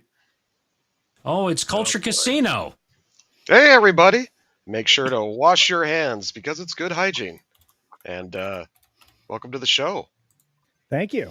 You're much funnier than Culture is already. Me. What a great panel we have tonight. I Nice feel like jacket. it's already Halloween. It's already Halloween. Where did you find my jacket? We have Culture. We have Culture Casino and we have Culture Sports. My jacket. Did you steal my jacket? No. It was in my closet, right next to my beach punk wear. There you go. I can't tell which is the real Culture. It's Culture Dub. Yes, okay. Cultured Snow Dub. I need both of you to fart. Then we'll know the difference. Is the what one? are you going to do? A taste test, Talks? Jesus, that's true. Okay, well, we need both of them. We need both of them to do their best Captain Caveman impersonation right now, and then that's what we'll figure out which one's the real one. Is it the one that looks like Hobo Gandalf or the one that looks like the Maharishi? I don't know. A little bit of both. I think Jolly looks more like Captain Caveman. I think both Culture Casinos look great right now. And I want the one at the bottom to say, "These are my friends." These are my friends. In fact, one of you looks like an ICE agent. The other one looks like God. I'm just saying it. Okay. All right. Fair enough. This is Tommy Hilfiger, by the way. It looks it. Yeah. I think that's. You stole my coat. No. Right next to my beach punk apparel. All right. Well, at least it's Agreed. in a place of honor. This is really awkward. Yeah. Anyway, I knew this was the perfect time for our friend Jolly to show up because we've got some thick models too. Oh, very nice. Yeah. I mean, do they have penises too? Or does that model have a penis? No. That's Ashley Graham. Okay. She's a body positive model. So this is what Victoria's Secret is now: just fat chicks and dudes with penises. I can't answer that question. I can just say that Victoria's Secret has also seen sales slide. The Daily Mail points out that the critics suggesting moves towards more inclusivity in recent years, including plus-sized models, have failed to appeal to the wider public. Yeah, the women are complaining that their underwear have zippers on them now. How the hell do you drink anything with this freaking beard? Well, I don't know. I tend not to spill, so it takes practice. But Cher served as last night's headline performer with Blackpink alum Lisa and rising star Tyla. making it the show's first ever all-women musical lineup. All women and all Botox. Yeah. So basically, what you're outlining here is exactly why the show hasn't been run in 6 years. It's a bold reinvention. It's a lot of plastic, I'll just say. But not everyone was pleased with the mix as they took to social media to make their thoughts clear before and after the event. EV Magazine, the impending train wreck that is the 2024 Victoria's Secret fashion show, with trans plus-size models, nepo babies, and a random musical performance by Cher, the once iconic event seems to be throwing everything at the wall to see what sticks. Is it a bold reinvention? It's going to stick all right. Yeah, we got skeletons. The wall might stick. We got skeletons, cows, and Decepticons all in one show. That's just great. More than meets the eye. My channel's pretty decent size, Jacob. So let's keep it there. Jamie Mitchell says Victoria's Secret fashion show was tonight apparently, and it included an overweight woman and 2 biological men who identify differently. I hate it here. Ollie London, hey, what's up, Ollie? Said Victoria's Secret women's fashion show features a transgender model. Alex Consani, a biological male, walked the runway despite the brand previously vowing to ditch woke DEI policies. Tonight marked the first show in 6 years for the brand. And yeah. So is there a tucking going on there? Or yes. Just have a mangina? I'm guessing those must be tuck-friendly panties or something. Yeah, that was a tuck and roll. Literally. Well, indeed, if you look at that picture of the plus-size model and the 2 transgender models, there was a tuck and definitely a roll in there. Mm-hmm. Indeed. Oh, yeah. so this is like a Ray Finkel situation happening. That's right. So that lady was in beautiful shape. Crying game. Finkel and Einhorn. Well, round is a shape, fellas. It is truly. Look, they were very shapely. Let's say they added more shapeliness to this year's fashion show. Yeah, they had some extra shapes too, apparently. Rhomboid, I think. Rhomboid. Yeah. Rhomboid. I think Ashley Graham's been on in the Sports Illustrated swimsuit edition as well. I think. Interesting. Yeah, that didn't exactly go over well for them, I believe. Yeah, and remember, Sports Illustrated is Sports Illustrated in name only now, since the brand was acquired by a third party not that long ago and taken as a public brand account, basically. I just want to point this out. If you guys saw earlier this week, Maxim, of all places, came out to endorse Trump. I was thinking to myself, how much money could Maxim make right now if they just put girls in bikinis and their underwear in magazines again and just did that? Probably a lot, you know. So there's got to be some Maxim too. There's got to be some 2000 from the 90s. Yeah, I said it's got to be some 2003 executive be like, "Boys, we're back. This is our chance." Seriously. I don't know. Go figure. The Incel magazine from the 90s endorsed Trump. Well, yeah, I mean, it may be marketed that way by some, but look, to be fair, and again, you know, I'm going to try to be. Look, if you look good in women's clothes, that's good, right? I mean, you can pull it off. Where would you want to wear? I look good in Culture's clothes. Yes, you do. See, I told you stole my coat. You should leave the back door open, Culture. That's how jelly snakes think. Do we now have to ask if the women in these sound effects are actually women too? Is it gone that deep now? Oh, it's gone that deep. There's a cat. It is that deep. It was a joke.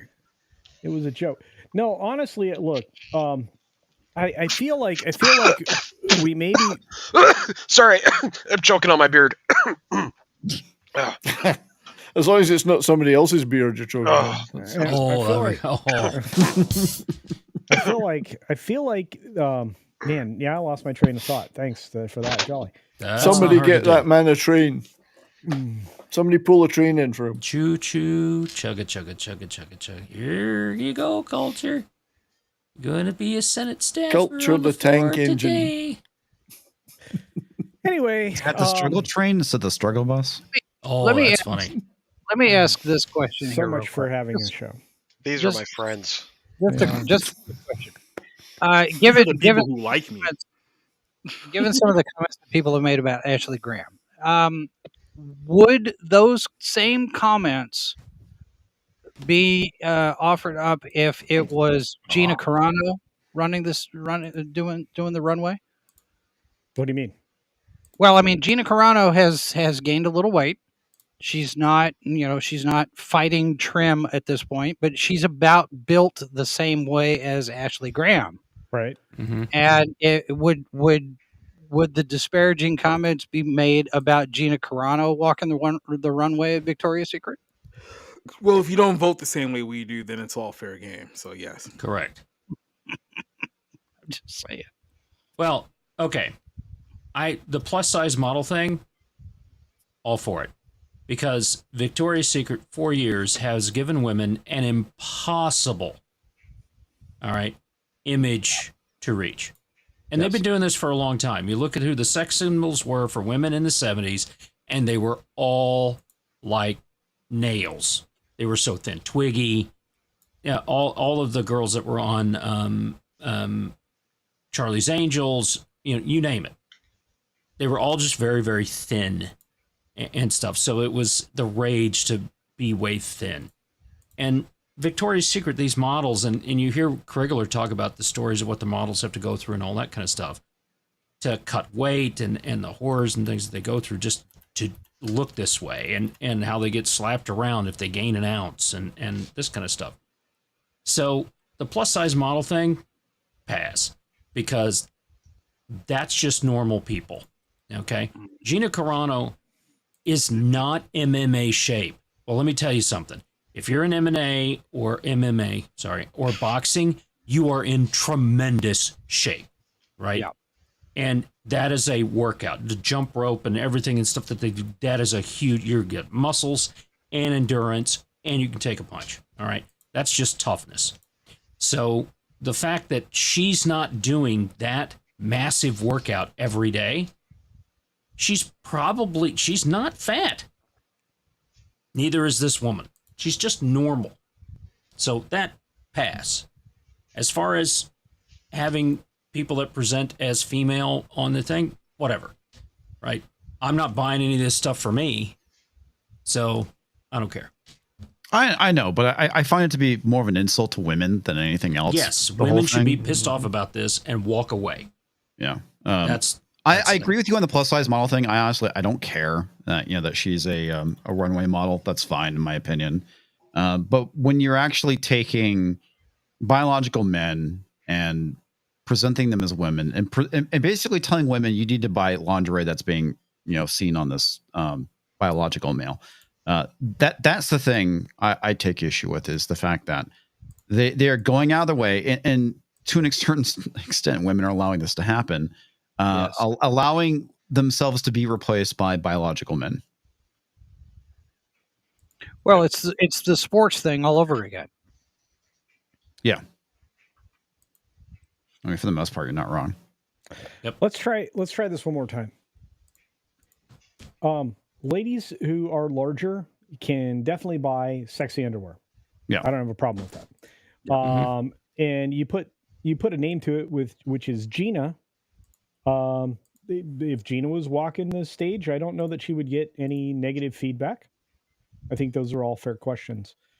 I'm going to say it this way: the fact that you are looking for the epitome of beauty, and there's a large consensus on that, especially through the male eye, that does not include people who identify as male. Can we say that? Is that a fair statement? Well, nothing too. I want to make sure I distinguish the fact that I don't care if a woman is thick and she's a model. It's different if she's morbidly obese, right? Because like there is obviously going to be healthy. Yeah, there's obviously going to be a cutoff where it's not going to look good, and you're not doing yourselves any favors. Having a thick woman being a model, don't have much of an issue with, right? Well, is this all kind of part of the game plan now? Like I said, like 10, 15 years ago, it was already like, hey, we need more plus size women. People were like, oh, I don't know about that. Now we're at the point, it's like, well, I mean, at least she doesn't have a penis. So, I mean, yeah, sure, if you want to put her on the show. So you're talking about lowering the bar. Well, I want to say is I'm not exactly svelte at the moment. So, I'll just say it this way.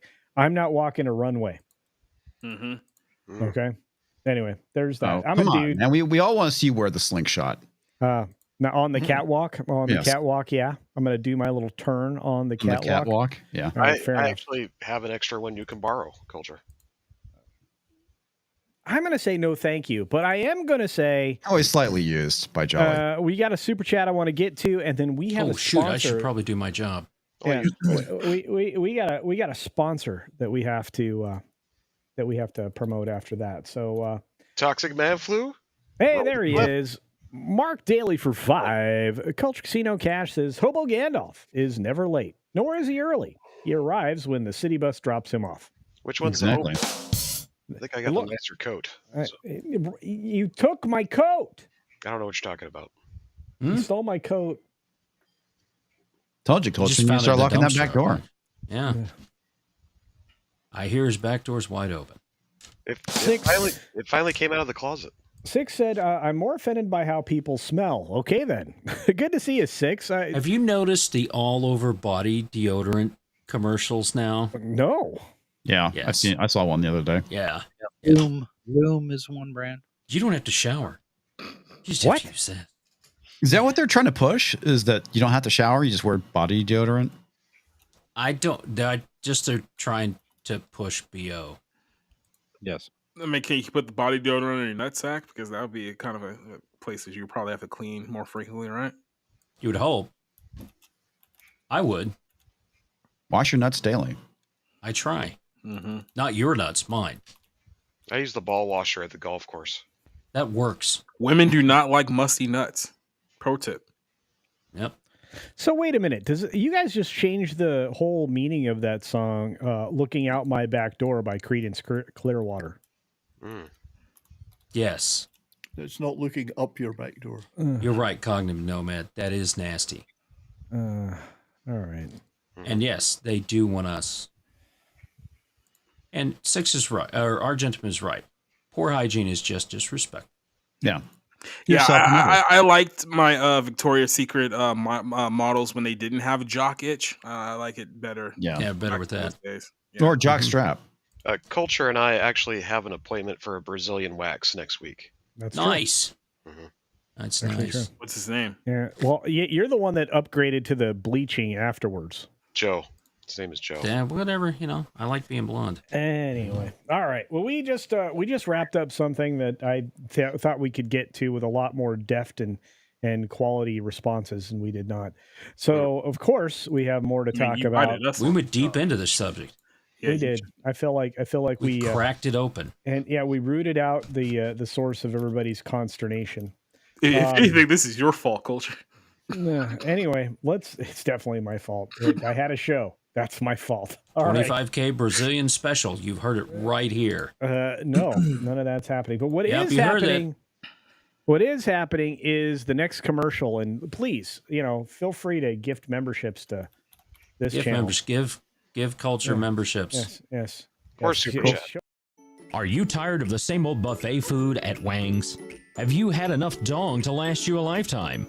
Well, take just a few more steps past those single-minded restaurants and dive into Sherry's Slam and Clam. Sherry's Slam and Clam Shellfish Bar is truly all you can eat, unlike the 2 shrimp limit that stingy bastard Wang has. In a hurry, let Sherry stuff your box. To go! Be shellfish and take all you want from Sherry's Slam and Clam. Located next to the 3rd Street Bolorama, Sherry's is open 6 days a week. If you are looking to slam clam, get to Sherry's today.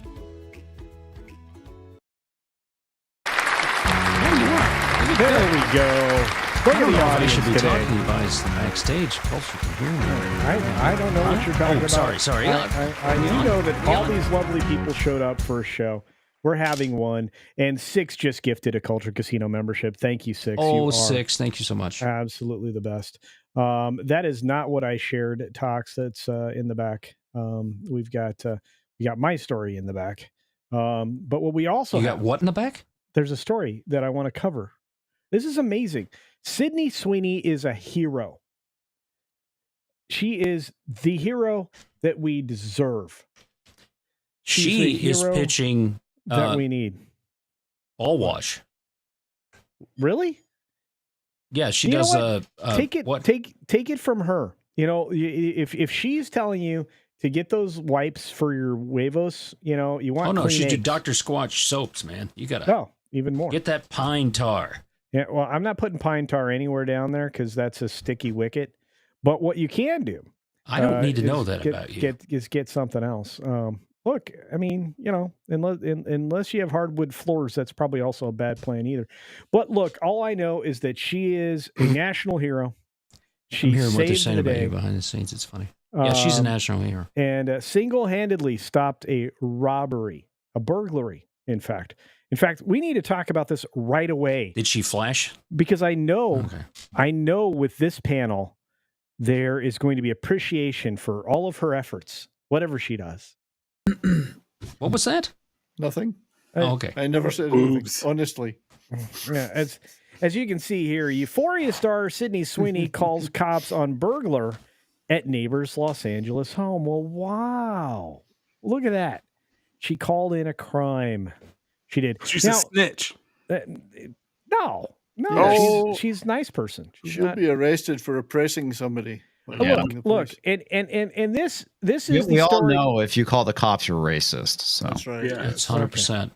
When I see Sweeney put someone's life in danger, confirmed. Mm-hmm. When I see Sydney Sweeney, I always think, "Oh my God, my cock." But I just want to say this. This is the Breitbart story, but I know my panel. Oh my God, the cock. I know my panel, and I know that the only thing they're going to focus on are going to be the images while I go through the story. So while I want to read, Hold on a second. You can't Wait. even hear me. What? Hold on. Wait. Yeah, we can hear you. Okay. Cock. There you go. Okay. Anyway, so I know that the guys won't hear a word I say, as long as if there's It's just pictures. words. Yeah. So these are just words. They're very upset by that. So Embiggen. Embiggen. It's about as embiggened as you get. So what I they did need to do be bigger. is I made sure to find the coloring book version of this story, because I know that Jolly, Comix, Talks, Jason, Brian, and Jacob would appreciate what I was doing. Mm-hmm. Oh, I'm not into blondes. Here's the coloring book version of the story. So, Sydney Sweeney's call to police reportedly helped nabs a suspect. So, there's a picture. Okay. Yeah. So, Sydney Sweeney reportedly... Calm down. Supposedly, true, or reportedly, true. called the police to alert them of a trespasser at her home, and that call ended up resulting in a robbery arrest. Law enforcement officials told TMZ that Sweeney was filming a biopic on the East Coast when she received an alert from her security cameras. The cameras reportedly revealed that there was a person sneaking around her property Monday at roughly 3:30 a.m. The Euphoria star wasted no time placing the call to police to alert them to the situation, and then when things took a turn for the suspect, and this I bet you that they did. Okay, Now- in all seriousness, just here for a second. Who the hell gets arrested at 3:30 in the morning on a Monday? Like, seriously. You just go ahead and leave it there for a minute. I'm just saying that this young woman here, this brave hero, this incredible young woman right here. She is at the peak of Hollywood right now, and she took time out of a shooting schedule. She took time out of a shooting schedule. She should sponsor like chocolate milk. I think Yeah, that'd be a good but promotion. she focused on the right thing. I'm, I'm focused on two things. What was she doing up at 3:30 in the morning? Or who was she doing? I just have to say that this Oh young wow, lady, Culture's been speaking this entire time. I had no idea. Tina Guzman makes a good point. I don't know why TMZ is putting this out there. They could actually be putting her in danger. Which culture? That's a good question. Which culture? Never mind. You're like Culture Rasputin. All right, so continuing on with the story, while I now have everybody's attention again, the intruder didn't stay on Sweeney's property for long. By the time police arrived, the person had already left the Stars' home, so police continued investigating by searching the surrounding area, according to TMZ. Now, again, search her surrounding area. She took an incredible risk from 3,000 miles away to make sure that she contacted the police and alerted them to this very suspicious character at 3:30 in the morning. You know, I feel like if you don't think she's a hero, I mean, seriously. Okay, real quick, I'm going to interrupt. She actually could play a really great Emma Frost, I think. I think so. Yeah. Oh, that's a good casting. Just based off that picture right there, she could play Emma Frost. I mean, does anyone else notice that the left one's slightly bigger than the right, or is that just me? All I know, I'm married. That's a great black cat, and the boss is watching in the other room. So that answers all those questions. I would need to be more hands-on in order to get a good idea of which one's bigger, but yeah, I think she could play a pretty good Catwoman too. Actually, maybe even rival Michelle Pfeiffer. Comics. Who is Emma Frost? She's an X-Men character, Marvel character. Yeah, from the X-Men. Oh, and by the way, this just goes to show you just how terrible Madam Web truly was, because we had her as Black Cat in that movie, and it was still awful. She wasn't Black Cat in that movie. No, she was a different Spider Woman. Rooftop Korean Pinochet. I held a door open for an old lady. Am I a hero? Yes. Are you as much of a hero as Sydney Sweeney? Well, I don't know, Rooftop Korean. Do you look like her? Anyway, sources told TMZ the suspect entered the home of one of Sweeney's neighbors and ransacked the property before fleeing the scene with stolen goods. Police managed to I'm locate happily married. I do not have eyeballs. the unwelcome visitor. They arrested the suspect and charged the individual with felony robbery. And again, we have this young woman to thank for that incredible act of bravery. I don't know what else to tell you. Well, I think these signs you can put in your window saying this house has got a security system. You could have one now that says this house has Sydney Sweeney. That's right. That might encourage Sweeney. That might encourage people to break in. I don't know. That's true. Didn't think of it that way. Or at least Black try to Cat make needs to be a smaller person. They're going to break in, leave all the valuables, but her underwear is just going to be gone. It's weird. If she's in DC, then she should be Power Girl. That was. Just passing to say goodnight. Thank you for that, Luis Messina. I will say this. Frontman 242's got it right. She dialed 922 50 times. She does have legs. And I tell you something. Mrs. Flu looks just as good. Is she watching right now? Mm-hmm. Yeah, she's right there. Yeah, Talks, if you're in danger, blink once for yes, Talks twice has no. to say that, or he's a dead man. Actually, you know what? To be very honest, I do not notice these women and that stuff. I only have eyes for Mrs. Flu, really. Oh, God. Does she have a gun on you or something? Like, No, she does not. I honestly do not find other women attractive. You know what? Good for you. Yeah. Because my mom and dad met in the 4th grade and have been together ever since. Right? And Dad's like, no one else. He hasn't had eyes for anybody else or any of that kind of stuff. So I guess it's just in our genes. We find that and we're done. Well, you guys need to use better detergent. Anyway, the alleged culprit was taken into police custody. And largely as I'm just kidding, Mrs. Flu. You know I love you, dear. Yeah, she's flying out right now and going to kill you. Bad. Well, I thought he said if you're getting me ticking packages over the next couple of days, don't open it. Yeah. I thought he made the comment because as a reference to having to scrub the bullshit out. I don't know. Hey, largely as a result of Sweeney's call to the police, according to TMZ, the culprit was captured. This is just one of many burglary attempts in Los Angeles region this year. A number of celebrities, including Tom Hanks and Rita Wilson, Sarah Hyland. Wait, all these people. Okay, wait a second. It was in Los Angeles. Did she report it, or was she just on the phone when she was walking by? No, she and there was was on a the. robbery? She was on the East Coast. Yeah, she was on the other side of the country, and then her house alerted her that someone was on her premises. Yeah, she got a notification.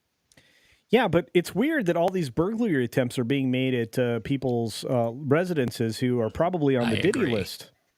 Anyway. Well, not only that, but it's like, yeah, if a burglar finds out that, hey, this multimillionaire with this, $10 million estate is somewhere in like Beijing filming a movie, he's not going to be here for 6 months. I can raid as much stuff as I want to and take my time. Yep. Yeah. Both But my parents still alive. I will say this. I'm just happy. I mean, again, you have to admire this young woman here for her efforts. Argentum, a burglary in L.A. Le Gasp. I'm just. Le Gasp. Le Gasp. Le Gasp. Le Gasp. Yeah. This dress is not flattering. No. It's a little white thing that's on top of it. That's just not. She looks good in just in all black. Well, okay, gown. she's blonde and she has a very fair complexion. She shouldn't be wearing anything white like that with black. She needs to be wearing more solid colors all the way down. So black, a dark green. Yeah. I would, unless her eyes are blue. If her eyes are green, you stick with the greens. If her eyes are blue, you go with the blues. But if she's going to wear white, it needs to be all white, and it needs to be an off-white that complements her skin tone. Somebody said that the bow is hanging on for dear life. I can hear the threads of that bow screaming, trying not to come apart. Yeah, it's true. And she has, she looks like she might do some walking, running, maybe some Pilates. She's been kickboxing since she was 12. Mm-hmm. Well, that makes a lot of sense then. So yeah. And by the way, she's almost standing on her mark. You see the star on the carpet? 6, I don't know what it is. I do have a fashion sense for colors. Don't know why. So the suspect's identity and the value of the property damage and stolen items have not been publicly revealed at time of publication. But I just wanted everybody to get an appreciation for. We're not talking about boats. We haven't started the AOAO yet. No, we're not there yet. A little early. I just want to say that I because I wanted to honor these gentlemen with a story. I needed them to pay attention, so it came along with some visual aids. It's good. Well, to quote the NBA great Tyrese Halliburton, "If it ain't snowing, I ain't going." So. It's really good, but I still believe that our Nerdrotics video is a little bit better. Yes, I do too.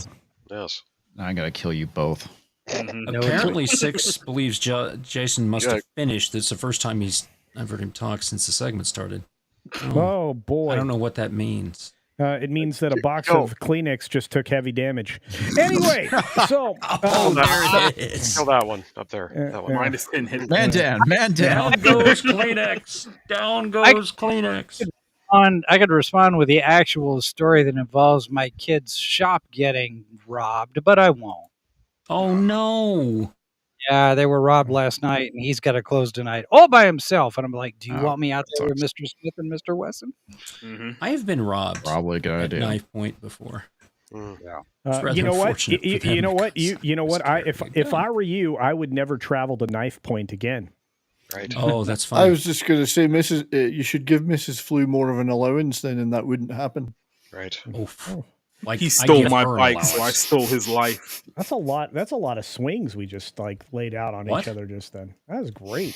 So apologies to Mrs. What just happened? Oh, I was hoping, but not quite. What? Yeah. No, I feel like we just had an epiphany on stream. And it's that somebody just yelled at me. I don't know. Imagine if Sydney Sweeney was Snow White instead of the Rachel chick. Man, that works. She'd have to dye her hair a dark color. Oh no, she's an actress. I'm pretty sure she could pull that off. She could do a wig or a wig. Yeah. There was actually an article in the Daily Mail where she was talking about how she's done her hair color so many times it's damaged it, so she's not doing it now. I mean, that was a news item. I just want to say I hope everybody was inspired by that heroic moment of Sydney Sweeney. Yeah, when she picked up that phone and called the police. Hey, there's a lot of risk involved in that. I was called out earlier on the stream before we'd even started by Putin's cat. just being angry at me for covering that story. I don't even know why. I just wanted to promote some great thing. All women can be ugly. You know what? I'm not a big fan of Sarah Jessica Parker. However, I saw an interview when I was living in New York that she did, and she talked about, they said, "Oh, you're so fashion sense and always look so good." She goes, "I have an army of people that keep looking like this, and I can pay for it." And, you okay there, Snow? Sorry. You got something stuck in your throat? The beard gets in the mouth. Oh, this, yeah. All I'm hearing but is that what? Tox You is a can fan of horses. You can store food in that beard. Yeah, oh, I'm sure you could taste the soup from last week. Oof. I don't have trouble. Why are you having so much trouble? It's very easy. I keep food out of my beard. Look at this thing soft.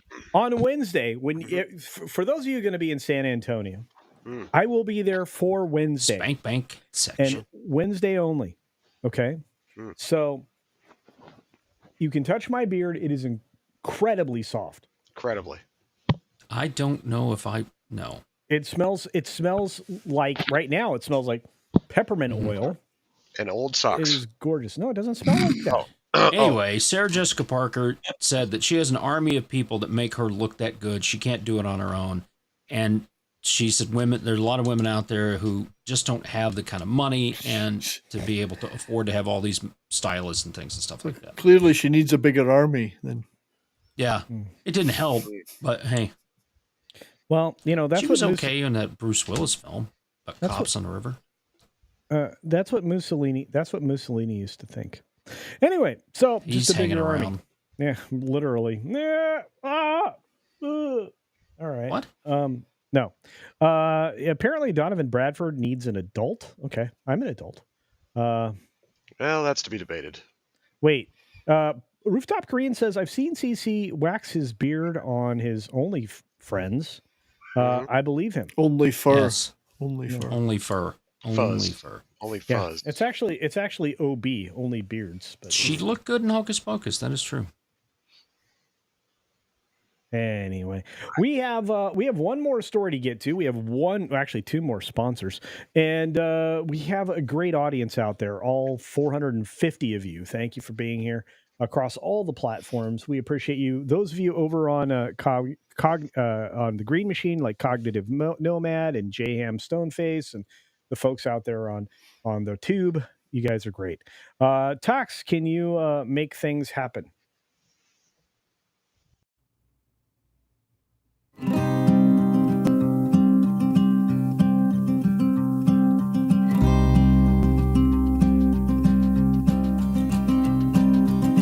Do you ever dream of heading out to the country? Would you like to ride out on the range? We've got the dude ranch that we know you want to come to. Out at Division Ranch, out here on the plains. Let's take you down to the Division country. Let's get you out there on the range. You'll learn to yell each and every Monday and throw down well on Thursdays. Nick cooks the meals, hope you like pizza, and Tosh signs the deals, that's why we don't get paid. Corey will read and do his funny voices. Comix will do his best to chase your cares away. Let's take you down to the Division country. Let's get you out there on the range. You'll learn to yell each and every Monday and throw down well on Thursdays. Bronzers up the drinks. What's tonight's bourbon? Culture will get to the point eventually. George West and the Patriot Drew can't cite your many sources. The Division Ranch is for you, and I'm sure we'll all agree. Let's take you down to the Division country. Let's get you out here on the range. age. You'll learn to yell each and every Monday and throw down well on Thursdays. Mondays and Thursdays, everybody.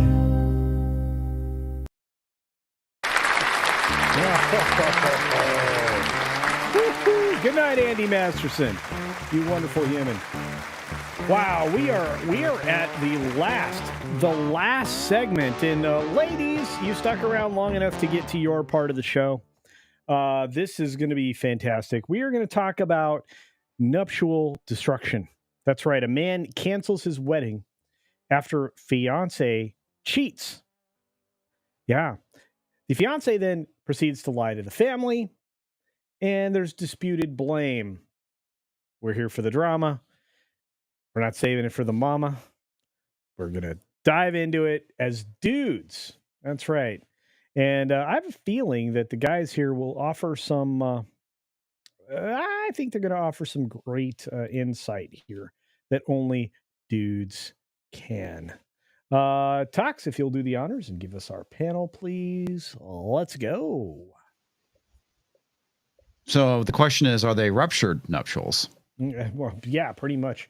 And does anyone get the reference? I do. Yeah, yeah. Somebody kicked them right in the nuptials. To be fair, it's a song by MOD, by the way. Okay. All right. So here we go. Donovan Bradford wants to know why he found out. Well, we're going to read into this, guys. Have you ever seen any of these AITAs? Sounds like a sexually transmitted. Something. No. Oh. It's MI the a-hole. So it's sexually transmitted. No. Oh. It's you can find these on Reddit and a lot of other places. I think they're a lot of fun. I'm weird. They're like interesting stories. Empress NM wants to talk about horses. We just had horses on the screen. No horse, please. Horses? No horse. No. Oh wait, yeah, sorry. We don't have the horse clip here, so you can ask for them. I don't got it. Thank God. I do have a Gary clip though. I like that one. That Yeah, a lot of people do. I get. Definitely. Yeah. No. No. I left for a second, says Argentum. Are we still talking Sydney Sweeney? The banner says so. Oh, yeah, no. We're talking about a ruptured nuptial, let's say. So this is quite a long and sad story. I need to vent, as it is really hard for me to deal with so far. I am a 24 male, recently proposed to my now ex-fiance, 23, after 2 years of dating. We met by mutual friends at work, started talking as friends. We went on dates, and on New Year's Eve, we officially started dating. During the beginning of our relationship, she mentions this guy, Marvin. According to her, Marvin has always had a crush on her, and during the first months of our relationship, he texted her several times asking her to leave me and give him a chance. We used to say how pathetic this guy was and how she despises him for suggesting she would leave me for him. I must clarify, I'm nothing special. I'm 5'4", Asian nerdy guy. Time goes by, and after 2 years of dating, I decided to propose to her. So on New Year's Eve, I gave her the ring, and she said yes in front of her whole family. I have some money saved. She doesn't work. So I started looking for venues, catering, invitations, decor, and everything. I spent a high amount of money as her parents are not in the position to help with the expenses, and I have enough savings to go through this comfortably. I see problems. Yeah, so do I. On one day, I should say, while we were running errands, we started talking about having a menage a trois. And there it is. There you go. We are in our... Ricada? Sir, I haven't finished reading this story. I'm just letting you know you were literally better off buying a gallon of PCP. On that note, we are Which I have done. We are in our 20s, so there's a lot of things we want to try. We discussed for a while on how we could find someone, and she quickly says, I have someone in mind. Oh, no, shocker. I asked who, and she replies with Marvin. Ew. Devil's three-way. No. Is he a paranoid android? He says, I know that was the first red flag. You think? Oh, the first? That was the first? Although, Jacob, the other flags had been different colors. Oh, The first red one. It really gets tricky when she brings out the Illudium Q38, the explosive space modulator. Yeah, that's right. Here's the for you single That's a good guys one, out here Jason. who don't know this scam. If she's asking for a menage a trois and then she wants to bring in another guy, she's either already sleeping with this guy and wants you to be okay with it, or she's trying to sleep with this guy and wants you to be okay with it. It's not about you. Yep. Okay, so I asked why him, and she just answered she was sexually attracted to him. I asked about why she would say she hate him first and then choose him as her first option for a menage a trois, and she replies is only a one-time thing. So I told her it was okay, Right. but we needed to talk later to set rules, limits, and I would like to talk to him personally before giving the green light. Oh boy. Gross. Oh boy. Wait a minute. Why was it when this threesome was suggested, it was going to be the first thing that came to their minds was another guy, not another girl? No, the first thing that came to her mind. Well, that's right. Yeah. I don't think he got out an idea fast enough, but we'll keep going. So during the next couple of days, she's acting really excited, and she comes to me to show me hotels. And when are we going to meet with him and how exciting everything is? I told her we need to talk things first, as it is not easy as it sounds, and we need to have some limits. This is a man who's coping with the reality that his relationship is already over. I'm with you. Mhm. I'm with you, Jacob. But anyway, Yep. after that, she calmed down for a day or two and then starts bringing it up again. We reached a point where she insisted so much and bring the subject up so many times, I ended up saying to her that she either calmed down or the menage a trois was not going to happen. She apologized and mentions I was right, but something didn't feel right. That afternoon, we were having a nap. Something didn't feel right. And while she was sleeping, I went through her phone and I found out how she was cheating on me with him for a couple of months now. Oh, there's a shocker. Wow. The very fact you went Wow. through the phone means that you just knew it was happening anyway. Mhm. Sucker. She's Asian, so she probably wants to get put in the Chinese finger trap. No, actually, he's Finger Asian. cuffs? Yeah. Actually, he's Asian, but we'll keep going. Oh, yeah. So, anyway, they have been meeting while I was working, and she even sent them one of those, kink tests you can find online to see if his kinks matched hers. What? To say I was furious. Oh, hang on. To say I was furious is an understatement. She woke up while I was checking the phone, and I confronted her. She started crying, saying she was sorry and how she didn't know what she was doing. She knew exactly what she was doing. Yeah, I know. Anyway, so she packed her things. Excuse me. He And packed moved in his with the other things guy. and stormed out to a hotel. That night, I got a call. With the other guy. Hang on. No, he stormed out. Hang on. Oh. So With the other guy. I don't know about that. He went to hang out with a guy. Anyway, that night I got a call from her parents saying how I was ruining the engagement and acting as like a baby while I was the one who brought up the topic of the menage a trois and how the daughter wasn't at fault. I hung up without saying anything and I started canceling. Cheating? She's not at fault? Are you freaking kidding? Okay, Have you ever thought that maybe your daughter was a whale? She's lying to her family. We're going to find out why, exactly. So I hung out without saying anything and started canceling everything I had for the wedding. She called me the next day apologizing and asking me to come back. Her whole family is sending texts asking me to man up as I was the one at fault and not breaking the engagement. Am I a butthole for canceling everything? No. Not in the slightest. Yeah, butthole for other reasons, but not for that. Here's the thing, and all you other guys can listen to this too. If your woman ever at any point asks you about opening up the relationship, leave her at that very moment she asks that question because it's already over. happened. Yeah. It's already over. Don't try to hang on to it. Don't try to change. Don't try to steer the boat. Just get off right there at that moment. It's already done. Well, I mean, we're not going to talk about hypergamy or any of that stuff here, but I'm going to say this. The update gets weirder, and there's a finale on this as well. But hey, guys, this is the person updating the post. Thanks for everyone's advice. I appreciate the support and the mean comments. Both perspectives are helpful. Now, let me address just a few things before I continue. Yes, the post has grammatical errors. English is not my first language. My ex stopped working to go to college. We met at work, but she quit once we moved in together. Yes, my now ex-fiance told her parents we were breaking up because I suggested the threesome and got mad when she mentioned Marvin, and her parents believed her. Yes, I needed reassurance to make sure I was not the one at fault. I have been conditioned all my life to be a doormat, so it's hard to stand up for myself. That's obvious. So here's the update. After seeing all your messages, I reached to my father-in-law, so we agreed to meet at a nearby mall to talk about the reasons why I broke the engagement. I did have a good relationship with him, and as we both share the same interests and hobbies, I figured we could have a conversation.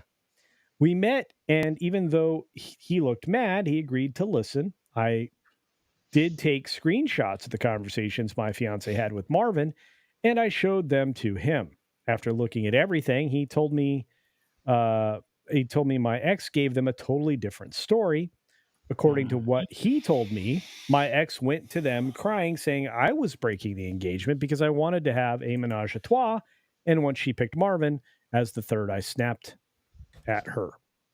He also mentioned Marvin had been going to check on my ex since my ex had been staying with them after we broke up. There it is. We went to my apartment and packed all of her belongings to move out. The ring was at the apartment. So the dad went with him. Yeah. To his apartment to get the rest of his whole daughter's shit out. Got it. Funny. Yeah. This is an interesting dad, right? So anyway, the ring was at the apartment as well, so I kept it. I would too. We are on our way to drop everything off to her right now. I'll keep you guys updated. Now, mind you, this isn't the original poster because his account got canceled because he told the story. And that's pretty much toast. So far, this is where we are in the story. So I have one last update. I want to see and poll you guys and the audience. Where do you think this goes? He got back with her. He got back together with her, and they're engaged again.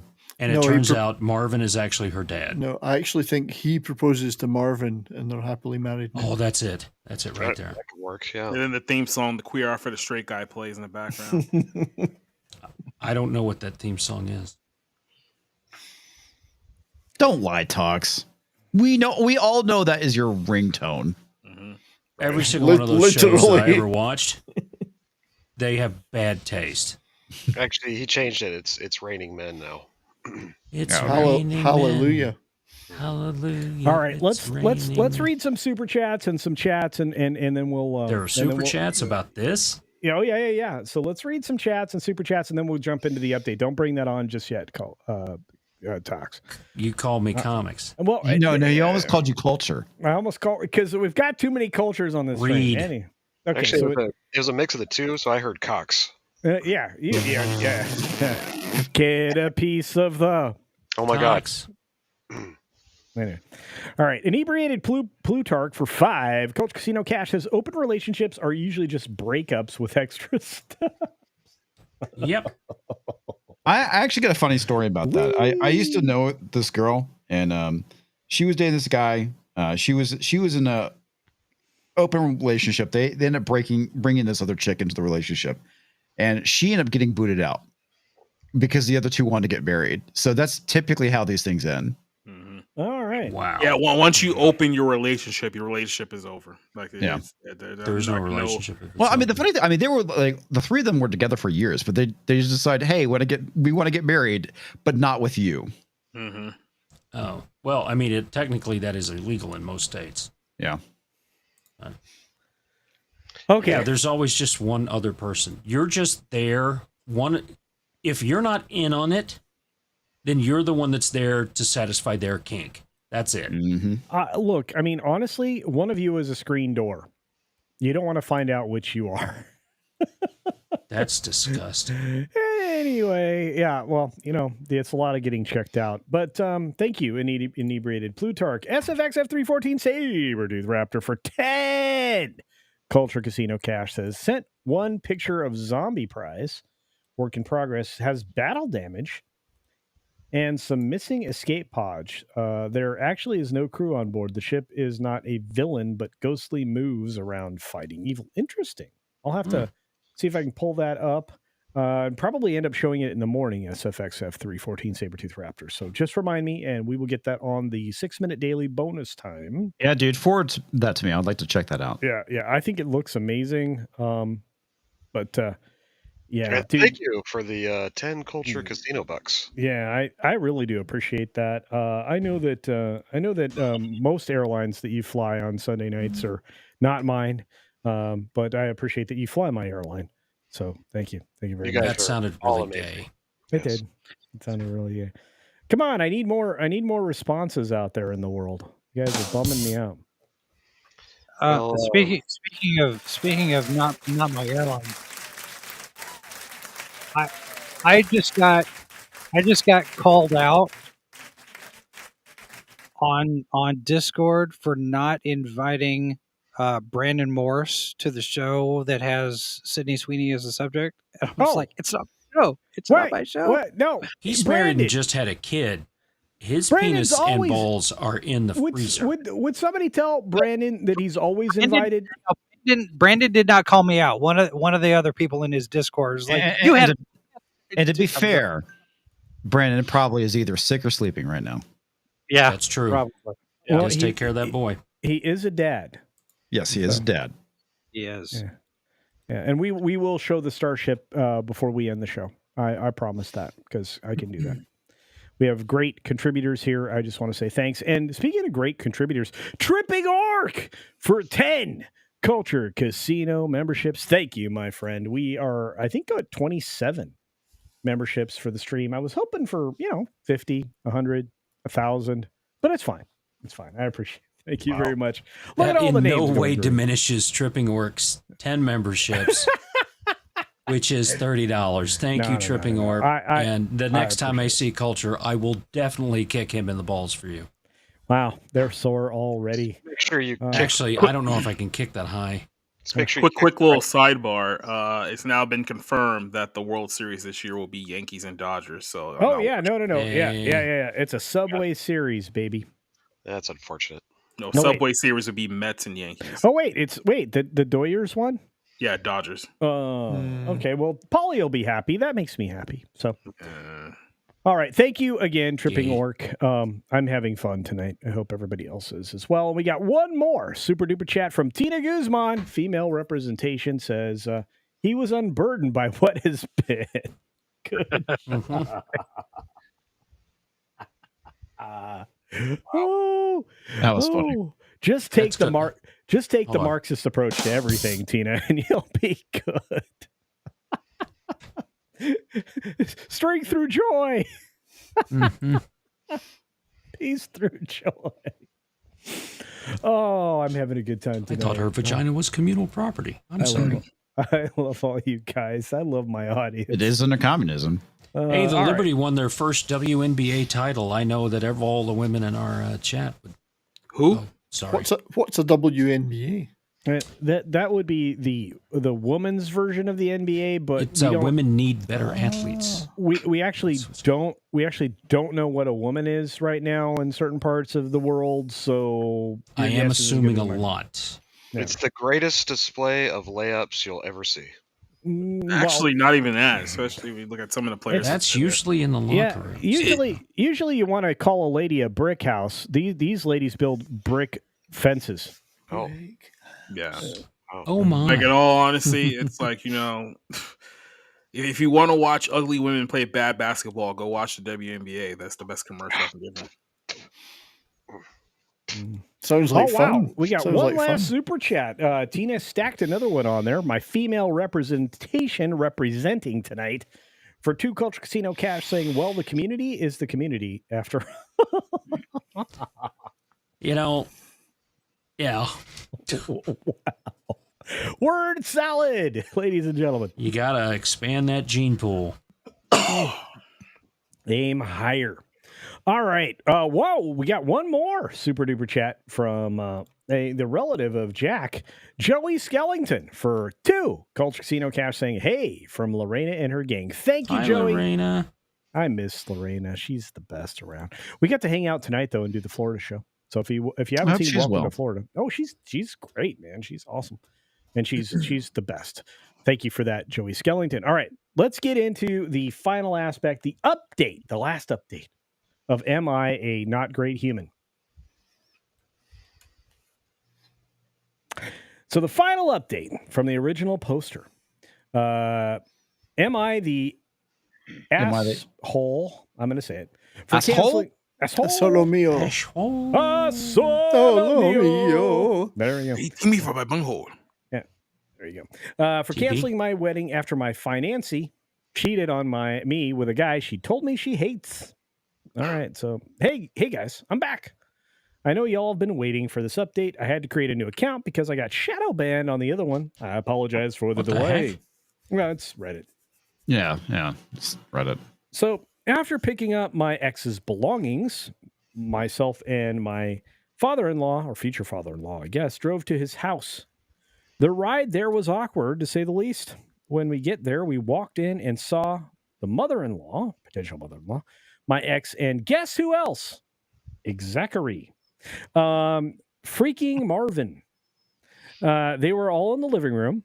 My ex looked like she had been crying for a while. Marvin was hugging her, and mother-in-law, future mother-in-law, was seated next to her with a box of tissues. Tissues. She had issues. She needed tissues. So my fart. This dude should just grab this stuff, ran out the door, say "suck a D." Yeah, what he should have done is dropped off her stuff and said bye, walked out the door. My potential mother-in-law saw me enter and started asking my potential father-in-law what I was doing there. He responded, "We all need to talk about the situation," and he came to clarify some things. We all sat down, and Marvin was about to leave the room when the potential father-in-law, I don't know why he's using father-in-law, but that's fine, said, "No, please stay. You're part of this too." Marvin sat down, but you could see he was not holding well. His right leg was bouncing, and he tried his best not to make eye contact with me or my ex. The father-in-law started saying that I accepted to continue with the engagement, which made the mother-in-law and my ex smile. However, I had one condition. Marvin must show him, the dad, WhatsApp conversation with my ex to him. At that moment, I was shocked. I was about to argue, however, I understood something.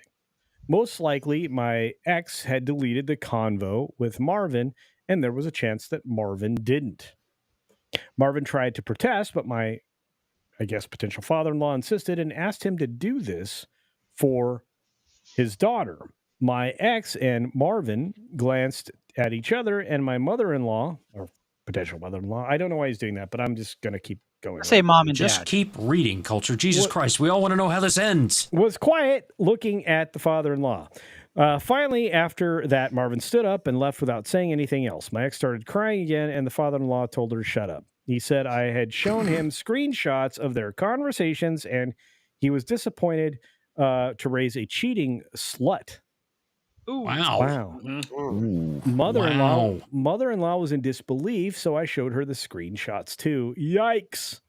They both screamed at her. How could she do something like that on top of lying to their faces? At this point, I started doing the DX suck at cross chop as she was crying in front of her parents. Yeah. So the father-in-law apologized to me and told me he would like to keep in touch to make sure I was okay. I came back home after all of that happened, feeling empty. Not gonna lie. I think it was the adrenaline wearing off. I got one call from my ex, but didn't answer. I blocked the number Good and call. spoke with security at my building to trespass her if she comes by. I posted on Facebook and Instagram about what happened and made sure to post the screenshots of the whoa crap of the conversation to make sure she cannot twist the situation with friends and family. Yikes! We are burning bridges here. I don't know about bridges. That was like a whole town. Anyway, let's see. I will get most of my money after canceling the venue, catering and other stuff. So I'm planning to move to another state. I got some STD tests done, and I'm clean. And That was actually really smart. It was. Yes. And I'll be selling the ring to get my money back. So far, that's the update. I don't think I'm going to update anymore on this. So I want to thank everyone. Good and bad comments. Hopefully, everything goes better. Now. Signed, Arthur Dent. Yeah. Dent Arthur Dent. It kind of feels that way. Dent Arthur Dent. Yeah. And then as he drove away into the sunset, he started playing Eminem's Kim in the background. And then That's good. That's good. See, now, I don't know that I would move out of the state, but other than that, good on him for dealing with it. Maybe he was living in a very small state, Rhode Island or something. Could be. They were too close. Well, yeah. There's a lot of these betas. A lot of them, a lot more than you guys think. I had a friend who had a beautiful wife. She won like Miss Maui tanning contest. I mean, definitely a 9 or a 10, gorgeous.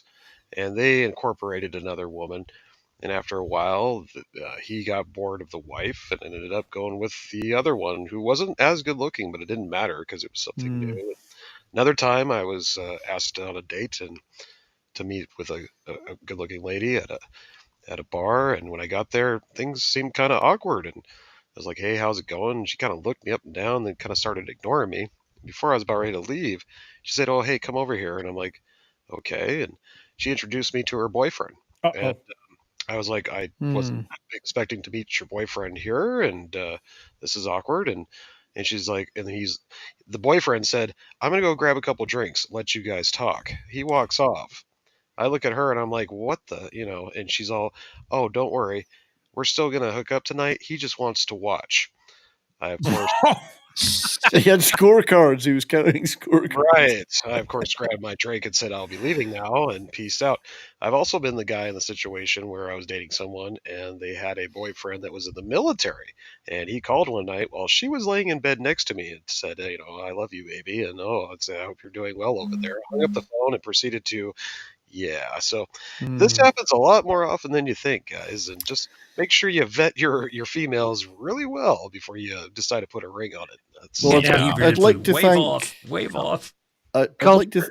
There's an opportunity here for thatswingerplace.com, I think. Maybe? No. Well, I'd like to thank Culture next to me for Culture for sharing those stories. Thank you, Culture. I heard there's a really popular website called Ashley Madison you can go check out. Place. That's just a couple. I got more. This could go on. That's a nice cock hat culture. Yeah, Just you have a wonderful hat. Oh my God, it is the cock. Culture's got a cock on his head. By the way, ladies and gentlemen, the hat that was just displayed on the screen there for a moment on also Culture, that is a rare hat indeed. That is the leather patch hat that currently is not going to be produced ever again. They were not cheap, and he's wearing one, so that says a lot about that man. The terrible beard, though, dude, work on your beard game. The beard's fine. He looks like Moses.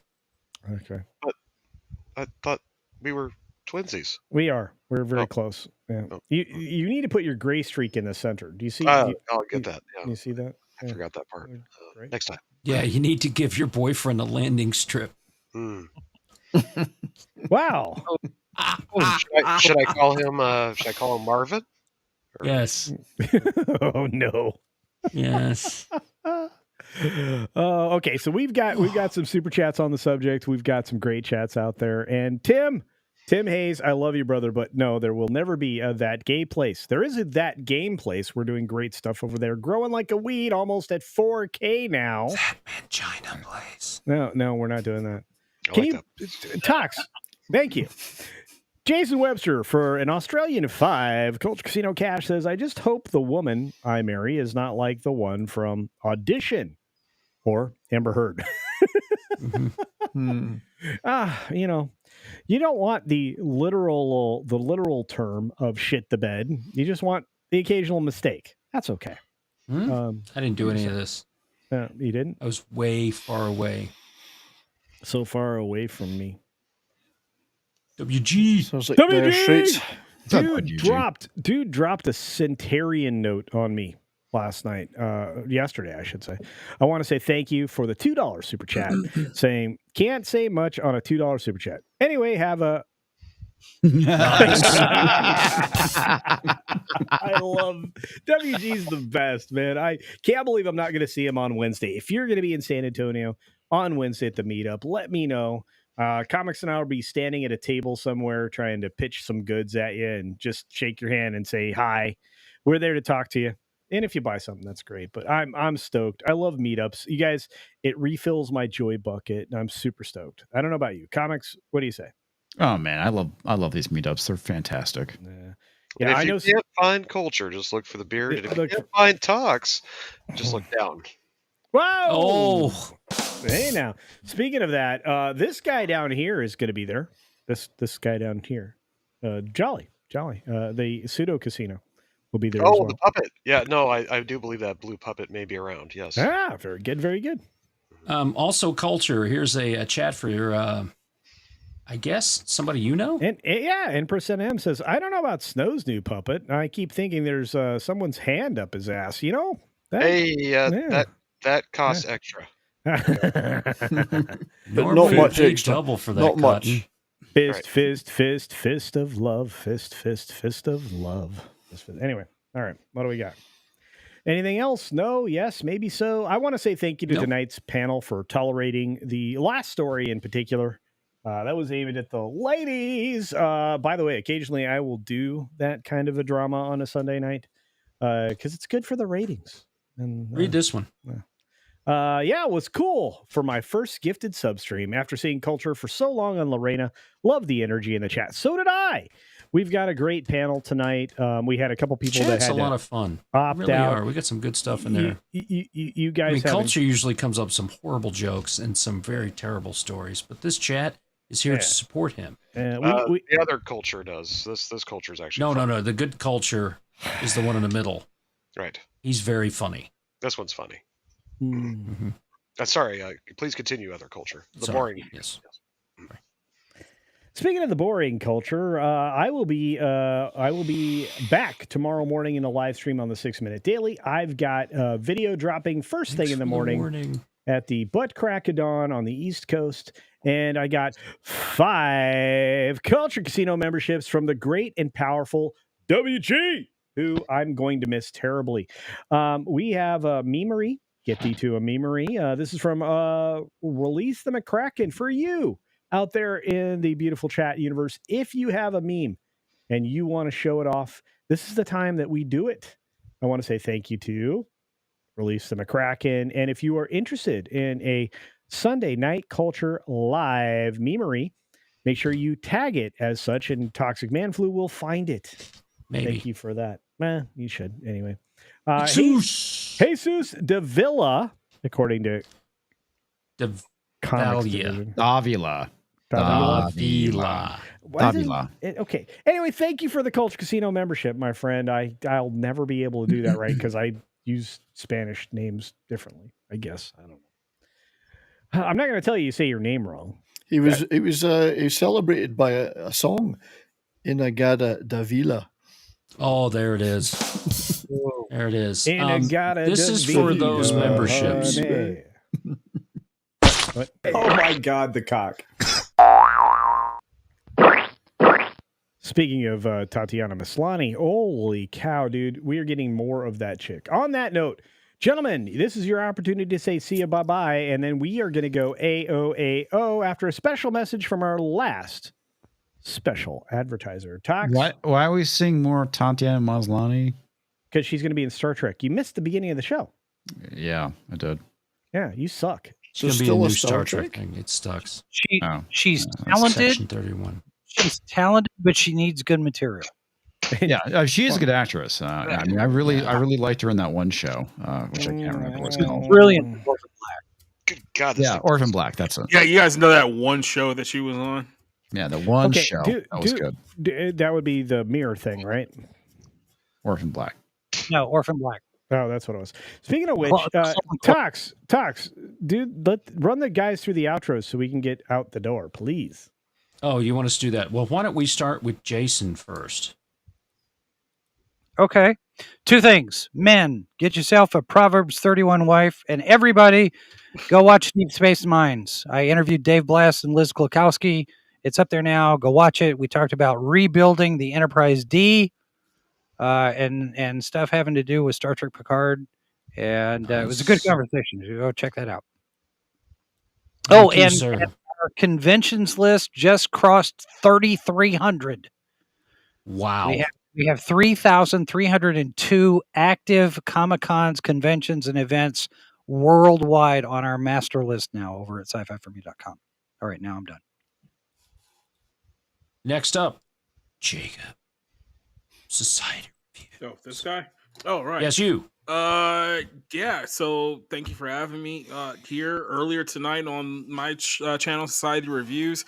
We just did the Bible lens. We actually talked about the church failing young Christian single men, so go check that out. This Tuesday, we have the Ballroom coming out. I think we're at 121 now on that one. And then this coming Friday, for the next few weeks, I'm going to have my good buddy Nerdigans join me for the Retro Wave show. We're going to talk about the Pokemon manga, because she's obviously a big manga mark, and we're going to dig a little bit into the past, a little bit by, 25 years. And that's all we got coming up. And then next Sunday, I'm going to have my good buddy Shagsworth and Spencer from Bounding in the Comics on, talking about biblical prophecy. So we got a big week lined up. And outside of that, you can also catch my movie reviews on Bounding in the Comics on the website. You can also catch it on the video portion as well on the YouTube. So yeah, just search around everywhere. You can find me at a bunch of stuff. All right. Thank you very much, Jacob. Next up, the Dallas Stars fan. They are in first place in their league. It's damn right. Didn't the season start like 2 weeks ago? Go Stars. Yeah, it's a couple of weeks ago. And it runs for 12 months. It runs for 18 months. The actual next season starts while this one's still running. There's so many games they keep going. Well, thank you again, Culture, for letting me join You this betcha. cornucopia of fab. And thank you to everyone in the chat for a great show. Tomorrow on my weekly show, 3 p.m. Mountain Time, we're going to be talking about one of my favorite movies, a real cult science fiction classic, the movie that launched John Carpenter and Dan O'Bannon's feature film career, Dark Star.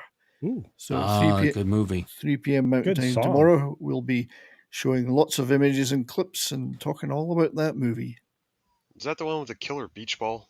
Yeah, the alien beach ball. Yeah. I thought that It was. wasn't really a killer. It was just getting a bit pissed off. I thought that was Sleeper and yeah. Yeah, Woody Allen movie. It's the ones with the talking bombs. Bongs? The bombs talk. No, not Bongs? the bongs. The bongs probably talk too. Let there be light. Okay. Let there be light. Spoiled the ending there, didn't you?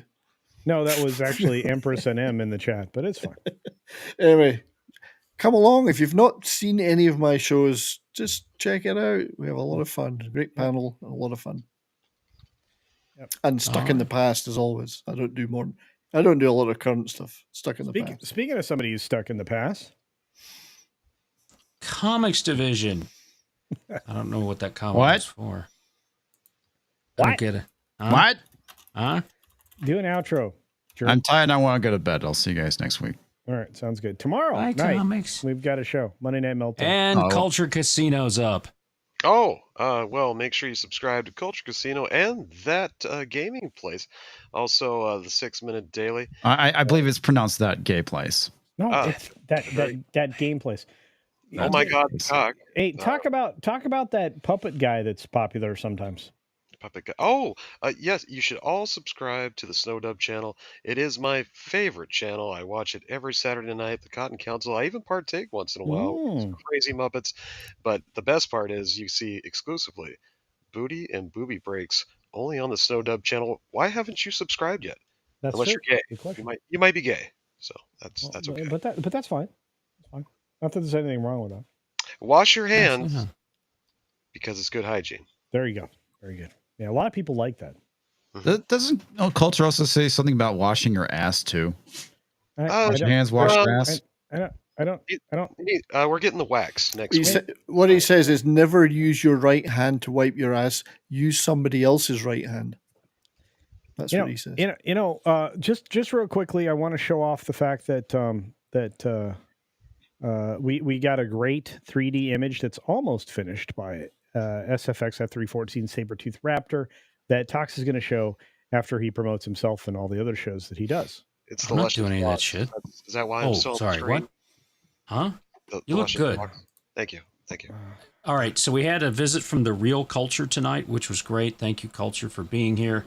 This fake that's been around is just a pain in the whatever. So tomorrow night, Monday, 9 p.m. is Monday Meltdown on Comix Division's channel, on YouTube, The Green Machine, and on Twitter. You can also catch Culture 6-Minute Dailies. He's going to be on multiple shows. He does 3 videos a day. He's on Mr. H and the H-Cast, Tuesdays, Thursdays, sometimes Wednesdays. I don't know when he's on. And then you're going to get a notification that Culture's done something every half hour. That's true. And then if you go watch it, well, shut up. That's true. So please go watch, donate memberships, do whatever, because Culture's really poor. So, plus he doesn't have a coat anymore, so he doesn't either. Somebody stole his coat. Guy stole my coat. I mean, if once he does the full body waxing at $50K, he's going to be cold too. So we'll have to have like a jacket exchange. Give Hobo Gandalf a coat. That actually sounds good. That actually does sound good. You know what? That should be the Hobo Gandalf charities. That's actually true. Let's do that. Let's need to do a charity. Coats. Let's do coats for the homeless. Holy cow! Coats for the homeless. Thursday night, Throwdown. Be on there, and of course, you'll catch Comix on F&T. And right after that, on Fridays, you'll be able to hear Culture Casino on his post flight. And then both of them do something Saturday at 10 o'clock. I don't give a shit about that. All right, that's it. All right, let's show off the amazing ship from SFX F314 Sabertooth Raptor. It's not even done yet, and it looks cool as heck. Nice. That's pretty badass, man. Yeah, you got a little battle damage on it. Looks like it's been through some stuff. And on that note, I just want to say, what a great stream tonight. I appreciate each and every one of you. I'm ordering more of those hats for you. That's right. This is the boss hat. Ladies, guess what? These are actually going to show up. You're going to get 6 different colors, Tox? Yeah, there's going to be, what you have is the cardinal blue, which is a grayish blue. Yeah. We're going to get the teal, which is somebody was dying. A teal, which is going to be a little bit more lady blue. Then there's going to be pink. There's going to be pink and black. And then there's pink and white. They'll all be up on the website. They'll all be up on the website. You can go check them out on the store, beachpunk.com. I'm going to keep reminding you, these hats are great. The boss has one. Mrs. Flu has one, or is going to have one. I'm going to give them to all the ladies I know. The Force of Light ladies are going to get one, whether they want it or not. So you're going to see these hats. You're going to want these hats. They're amazing. On that note, I'm going to say it before we hit the outro button. Be sure to take care of yourself, take care of others, and until next time, Tox Beach Punk. What am I doing? The Gary clip. Gary clip. Gary clip. No, Gary clip.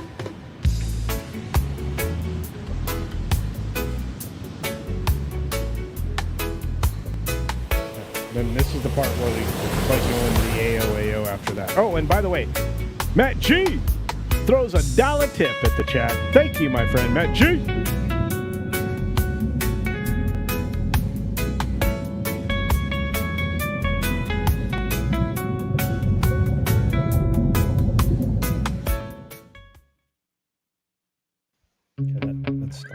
There it is. All right. Oh, wow. Jacob's not in here. Yeah. Sometimes I get so mad, there's no controlling me. My thoughts get so bad, I'm like, I might grab a bat, I don't know. My wrath, my blood boils over like, Oh God, here goes. I lost all hair from my head to my toes. You said some shit that I can't let go, so just stay tuned for the rest of the show. So have you ever felt betrayed? Switches how you see things, realize something needs change. Cause I know you got me fucked up. Let me show you what's up. Cause enough is enough. I'll take a face full of pavement just to make a statement. I know there's no turning back. Oh God, adrenaline wasted, so mad I can taste it. I know there's no turning back. I'll do what it takes, I ain't making mistakes like that. I'll play it on your face to make you go take it back. I'll lose my shit, I go crazy when I'm mad. And I ain't gon' wait, so shut the fuck up real bad.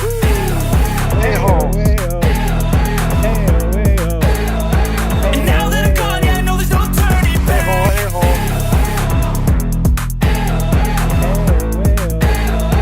And now that I'm gone, yeah, I know there's no turning back. I'll fucking take smoke, I'ma poke a hole through you, choking's overdue. Come at me and you won't get any older, dude. Crack your holder too. Heating up inside of me, blood so violently. Thanks for trying me. Now it's finally time to see how this rivalry becomes a dynasty.